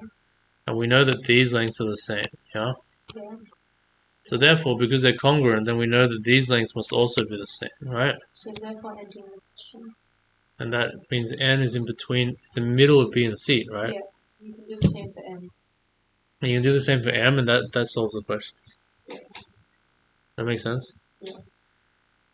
Yeah, so the good thing about geometry is once you get to the end, it's also the proof, yeah? There's not really like extra proof, you know what I mean? That is the proof. You could simplify the proof and make it more efficient, but it's still, like, this will still get full marks if you wrote it all down. Does that make sense? Okay. So your main argument is like this. Well, So it's like right angles. It goes B and P. It goes through the diameter. You get right angles, a rectangle, congruent triangles, and then therefore BN equals I NC have is a a question about tests. Yeah. Like the tests where you need proof. Yeah. Like if you write it down and then rub it out, but you can still see the working out. Do you still get the marks for working out? No. No? Okay, so let me give very clear. So when people marking this, usually like if there's lots of scribbles and it's not like clearly not what you're trying to write as your answer, people just ignore it usually. Oh. They're not like in principle they're looking for marks for you, but they're not. Okay, in the HSC maybe, but like no one can really be bothered to look through people's scribbles and rubbing out. You understand? Yeah. So usually what happens is you use your scribbles and working to make your own answer. And there's stuff for you to look at, and then you write something for someone else to look at. Okay? Oh. So it's kind of like English, where you got to know your target audience. You know what I'm saying? Okay. So your rough working is not for other people to read, it's really for you to read, right? So you shouldn't be giving that to other people. But you do just for safety, but like you're meant to be preparing something for them to read. You know what I'm saying? Okay, that was pretty good.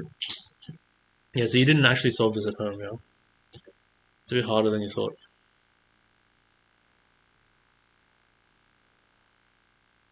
I think my mom used a different strategy. Otherwise, I forgot. Yeah, I mean it's hard to forget if it's correct, right? It's like this so for problems like this, it's very easy to do it wrong because you already know the answer, right? You know what I mean? Yeah. So it's only about the reasoning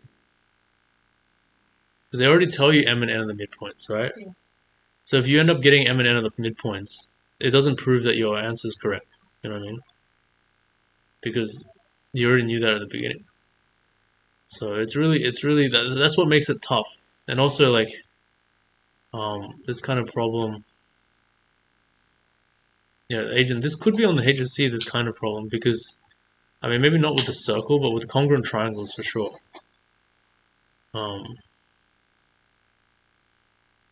Yeah. The circle kind of makes it a bit disqualified, but the triangles, congruent triangles, definitely. Right.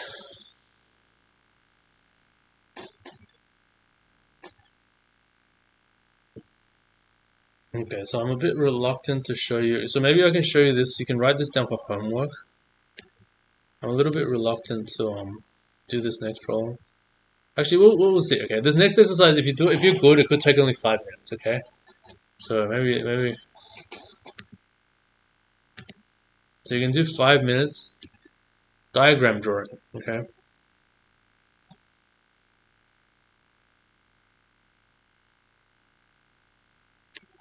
So if you look at this, so we just that was a geometry question, right? Yeah. Let me give you a diagram. I'll show you some tools when you're at home, but Okay, so look at this lemma 1.2, okay? Get a pen and a paper and a compass. You need a compass. Okay, do you have a compass? Yeah. Okay. You have one here? No. Okay, you can borrow one of these. But for this exercise, you want to try and draw this. Okay? Yeah, you can do it as well. So this should be like a 5-minute exercise, okay? And I'll kind of do it in the background, maybe just to Does this thing actually do anything? Huh? Does Help you this draw something. no, like this part? It's not very helpful, that thing now. Does it like actually do anything? I don't know.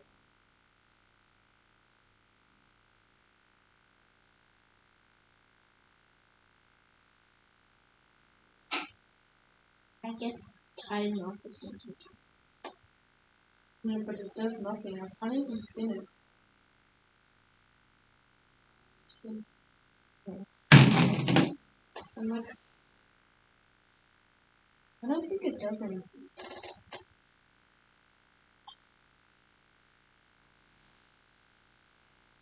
Okay, I want you to try and draw this diagram.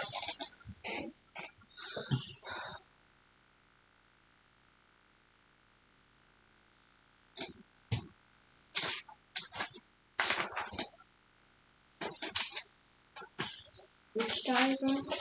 The one in lemma 1.2.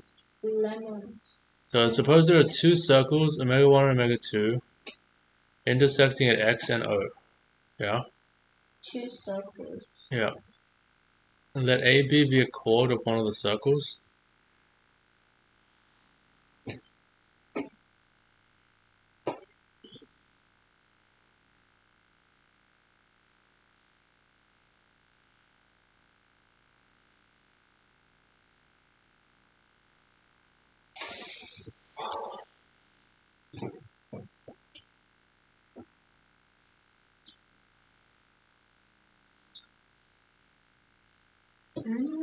Tighten it once you've chosen. It's probably Yeah. like that spinning thing. You're holding the pencil. You're meant to be holding the other part.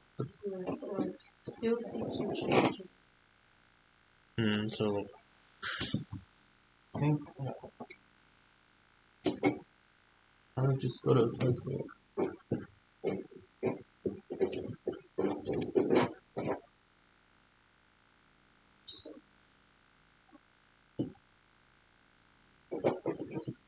Keeps on changing. Yeah, that's not very good. I have better ones. You have to hold it.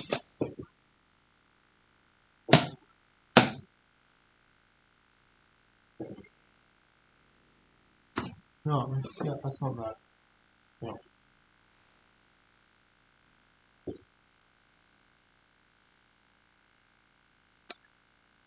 Yeah, it kind of keeps changing.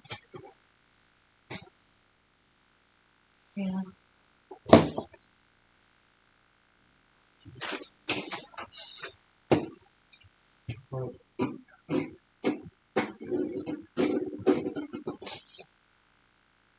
No, that's horrible. Why is it so bad? What about this one? What if you do it like this? If you maximize it so it can't go any further.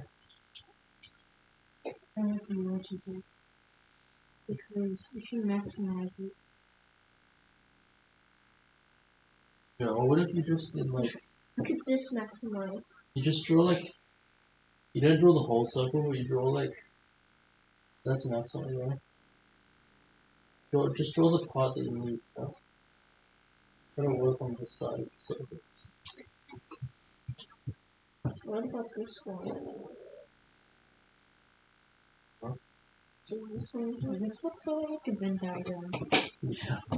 Is this one good?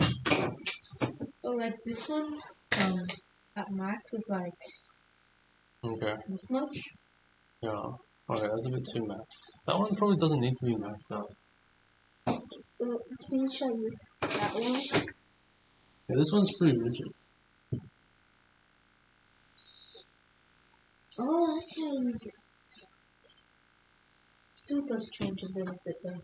Yeah, it's not perfect. So so for geometry diagrams, you want to draw lots of little diagrams to get an idea what it roughly should look like, and you want to draw one big, nice, accurate diagram. Okay. Actually, in Australia, the Maths Olympiads, you get a point for drawing a diagram. Okay. Wait, what do you do? Yeah, for like the easy ones. My circle right now. Covered up the whole circle.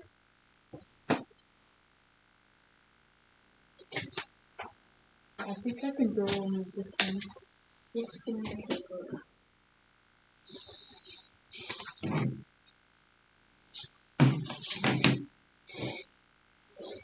Wait, what? What happened? Yeah, okay, this one. Laggy paper. Oh, I think like you have to make sure nothing's blocking it. So like since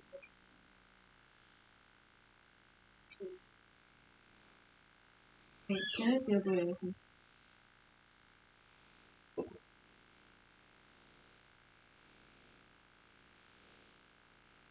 Hayden, have you drawn the diagram?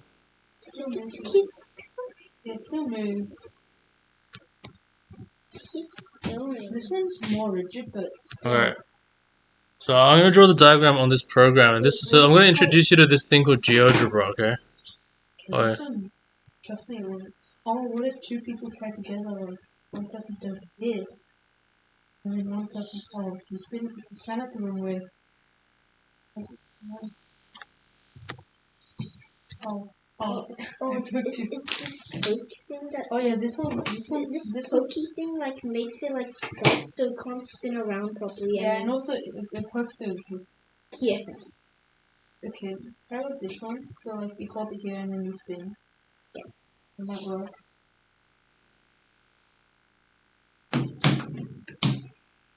Yeah, so It's not perfect. Yeah, that's because it was like this. I hit my balls. Okay. It's the friction. Yeah.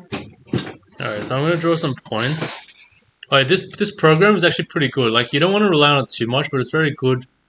So you know, like when you don't have a compass or something. Yeah, so you can do some points. Okay, so I put some points here. Yeah. Yeah. And you can draw, so 3 points determine a circle. So this actually gives you a good way of experimenting quickly. So I put, what? I didn't want, I did the wrong thing, oops. Okay, delete.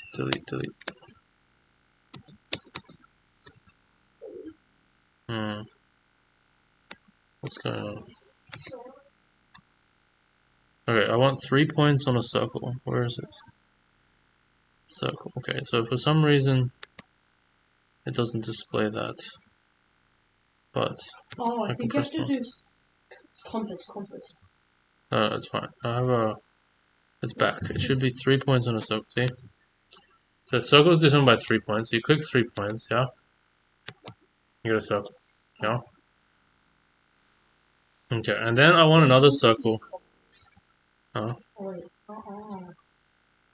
So I want another circle. So I can get another point. Say like here, yeah? Yeah. And then I can draw another circle through 3 points. I'll go to this point, and then I know it intersects at those 2 points, yeah? See? So, Yeah, so that's pretty cool. You have it like, yeah. And then remember we had a chord. Remember what a chord was? A chord is just like a length on a circle, like this. So this is a chord. So this is a chord, yeah? Yeah. Okay. Yeah.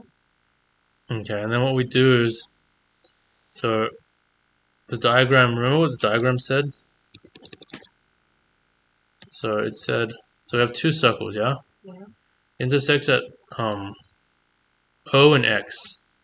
I think So it's like something else. no, so 2 circles intersecting at X and O, yeah? So let's call this one X. yeah? And this one, let's call this one O, yeah? Okay. Okay. And then let's call this one B. Okay. So basically it says, so draw circle intersecting X and O, yeah? And let's say this is the first circle. You have a chord AB on the first circle, yeah? Yeah. Okay. And then let A prime be where AX intersects the other circle, okay? So what does that mean? So if you have AX intersecting the other circle, you draw this line, okay? AX, yeah? Oh, that's not good. It intersects the other circle somewhere. Okay, let me just move this so it looks like it actually does intersect. Like that, yeah? Okay.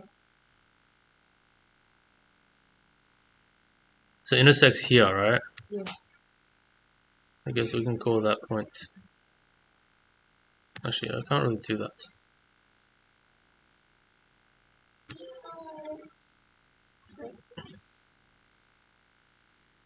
Okay, I got to put in a new point. So it intersects A prime here, yeah?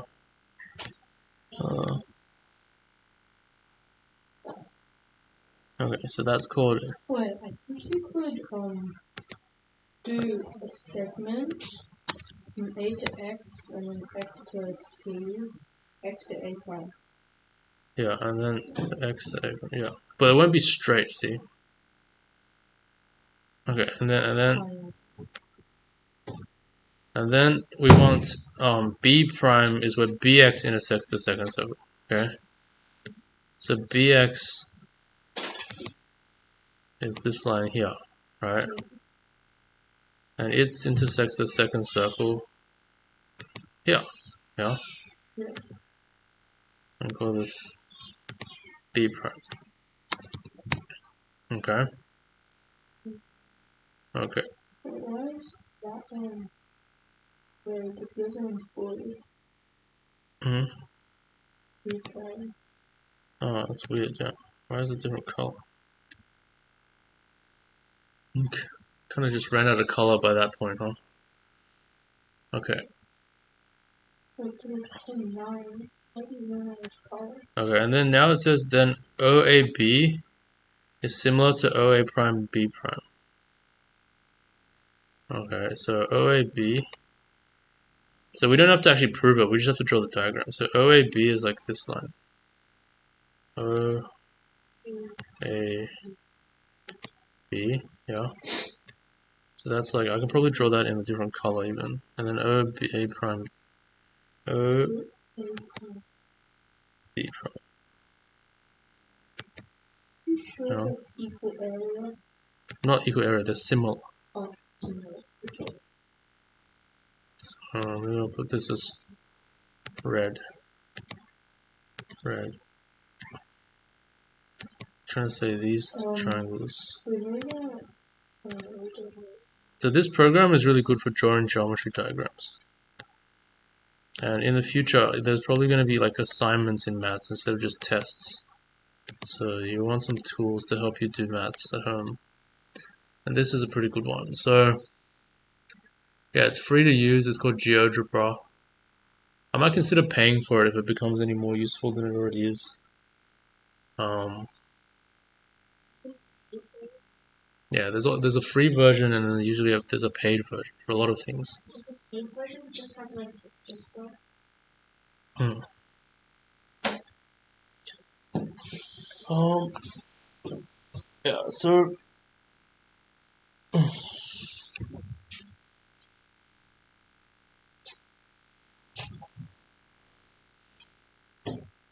Okay.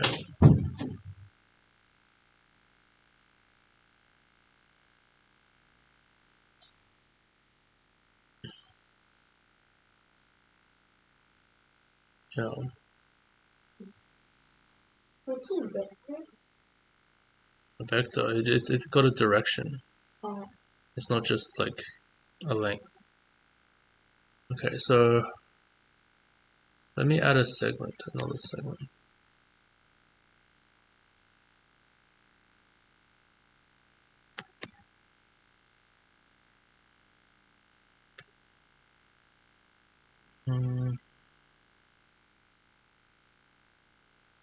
Mm-hmm. No, I don't want to do that. Okay, what do I want to do? I want to make a color out of this. Oops.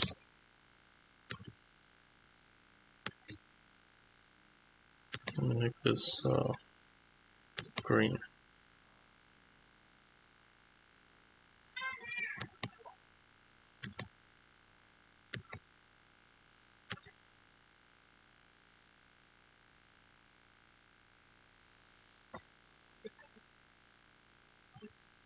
Yeah.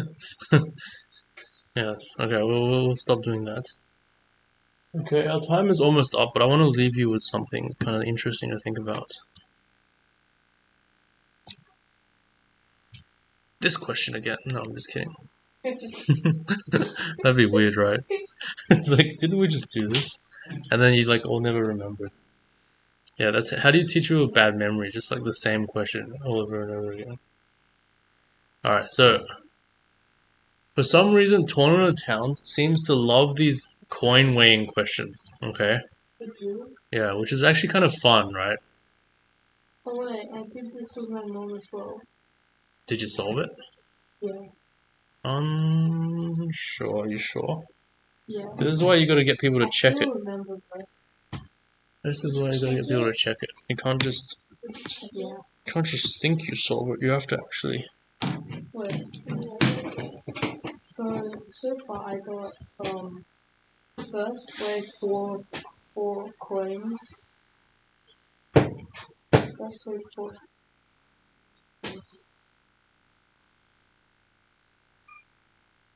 Oh, anyway, first wave four of the coins. If they're balanced. Okay, everyone's. You know the question. You have 5 coins. They all look the same, yeah. Yeah.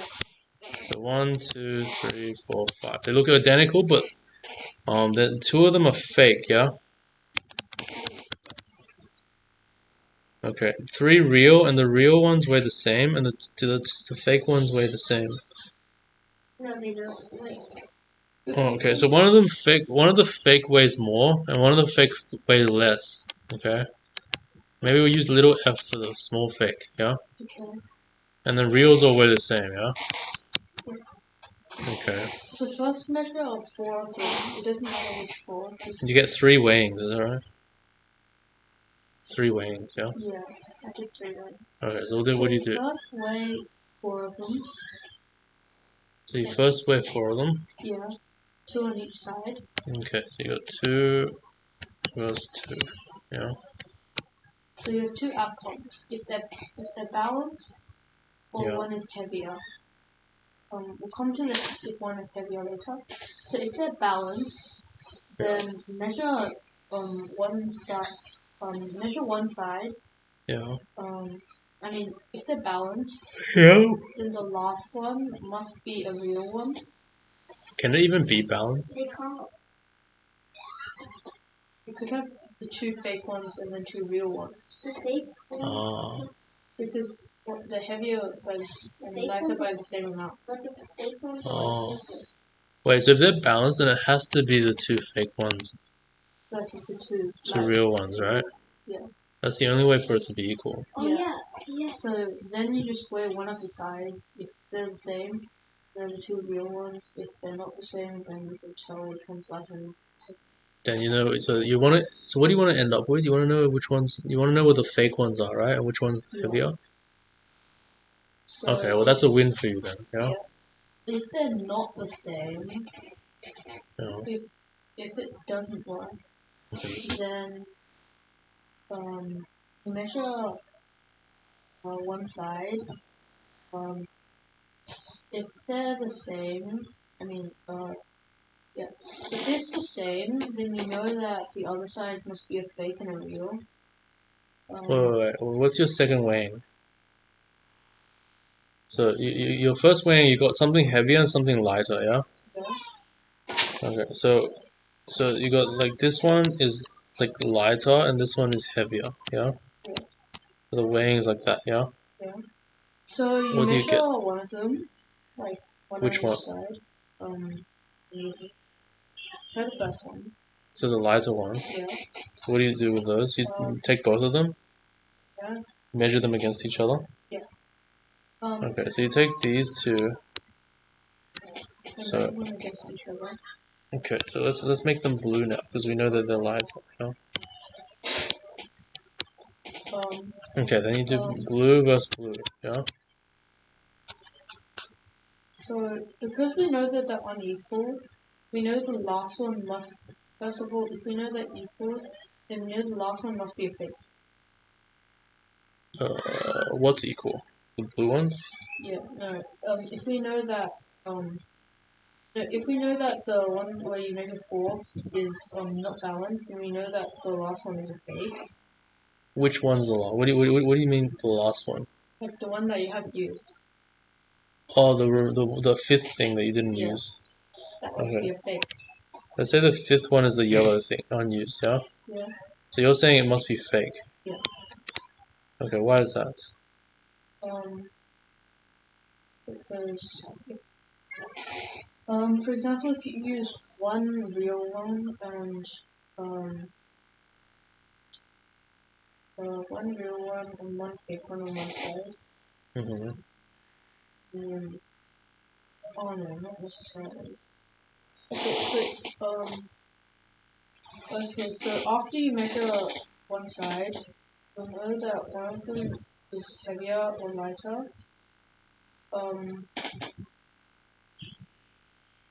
And then you know the last one is fake or not. I think. Usually not.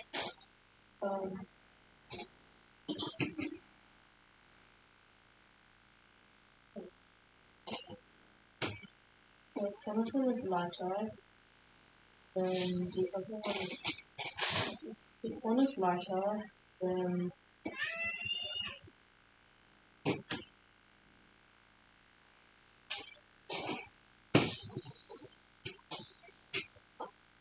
if they're the same,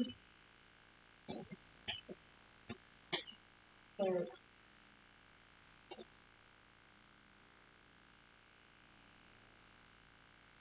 oh wait, no, you don't measure on one side. You measure one from each side. So blue against the red? Is that what you're saying? Blue against red.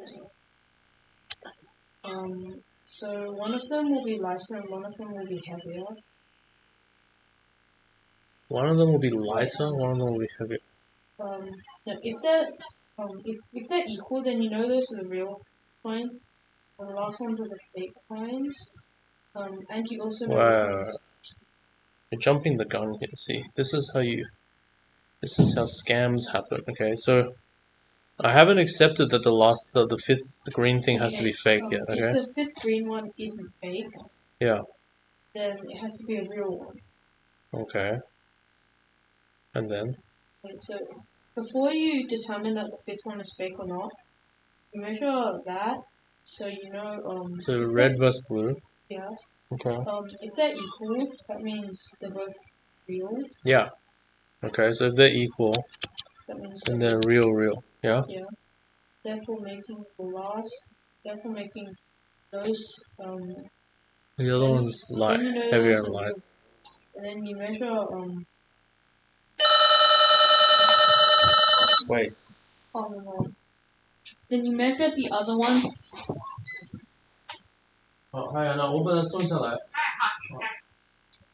Then you measure the other two that you didn't use from the scale. Like the one Yeah. yeah. If it's equal, you mean? Like yeah, if it's equal. Yeah.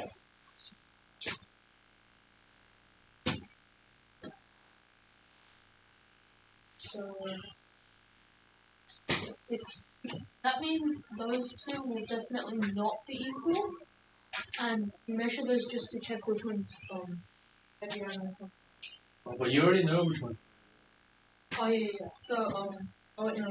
Measure one of them with The other one, the green one. yeah, the green one. Do you and measure then the lighter one with the green one? Or the light one. so you do the blue with the green.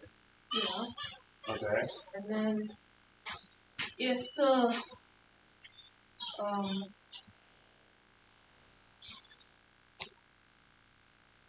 if they're equal, then you know No, it can't be.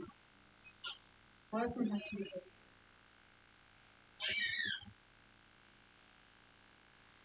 Yeah, okay. So keep thinking about that. The one thing I would say is, so, like,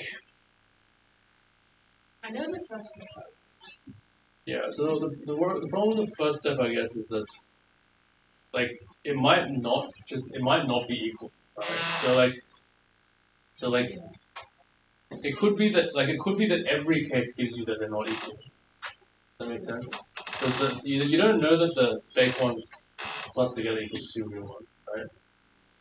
So the problem with that is you're putting all the outcomes into one outcome. So the basic idea with the weighing problems, right, is every time you weigh, you sort of split the things into two categories or three categories, right? And you want to do it in such a way that at the very end there can only be like kind of like one thing in the categories. You know what I mean? That's what determines what they are. Okay. So anytime you have a weighing where everything goes into one of the categories, like that weighing essentially is useless. Does that make sense? Because the weighing doesn't tell you anything about the coins. Yeah. It only tells you which one's heavier. Yeah. and which So one's with lighter. three weighings, if you actually get three legitimate different outcomes every weighing, then with three weighings you should be able to figure out like 27 different things almost. Yeah? But you kind of don't get as much information for certain outcomes. And because the point is like if one outcome doesn't do anything, then that could be the outcome that you're in. You know what I mean? Because you don't have luck on the other side. It has to work no matter what. Right? You play.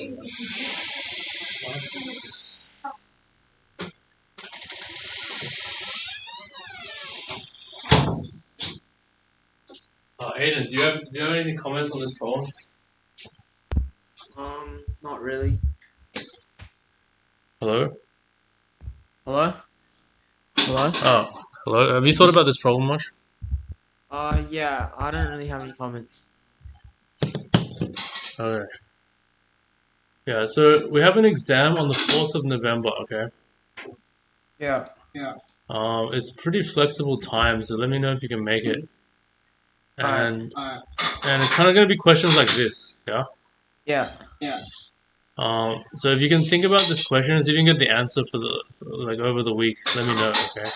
Alright. Okay. So Alright, yeah, see have a ya. good week. See You you. too. Yep.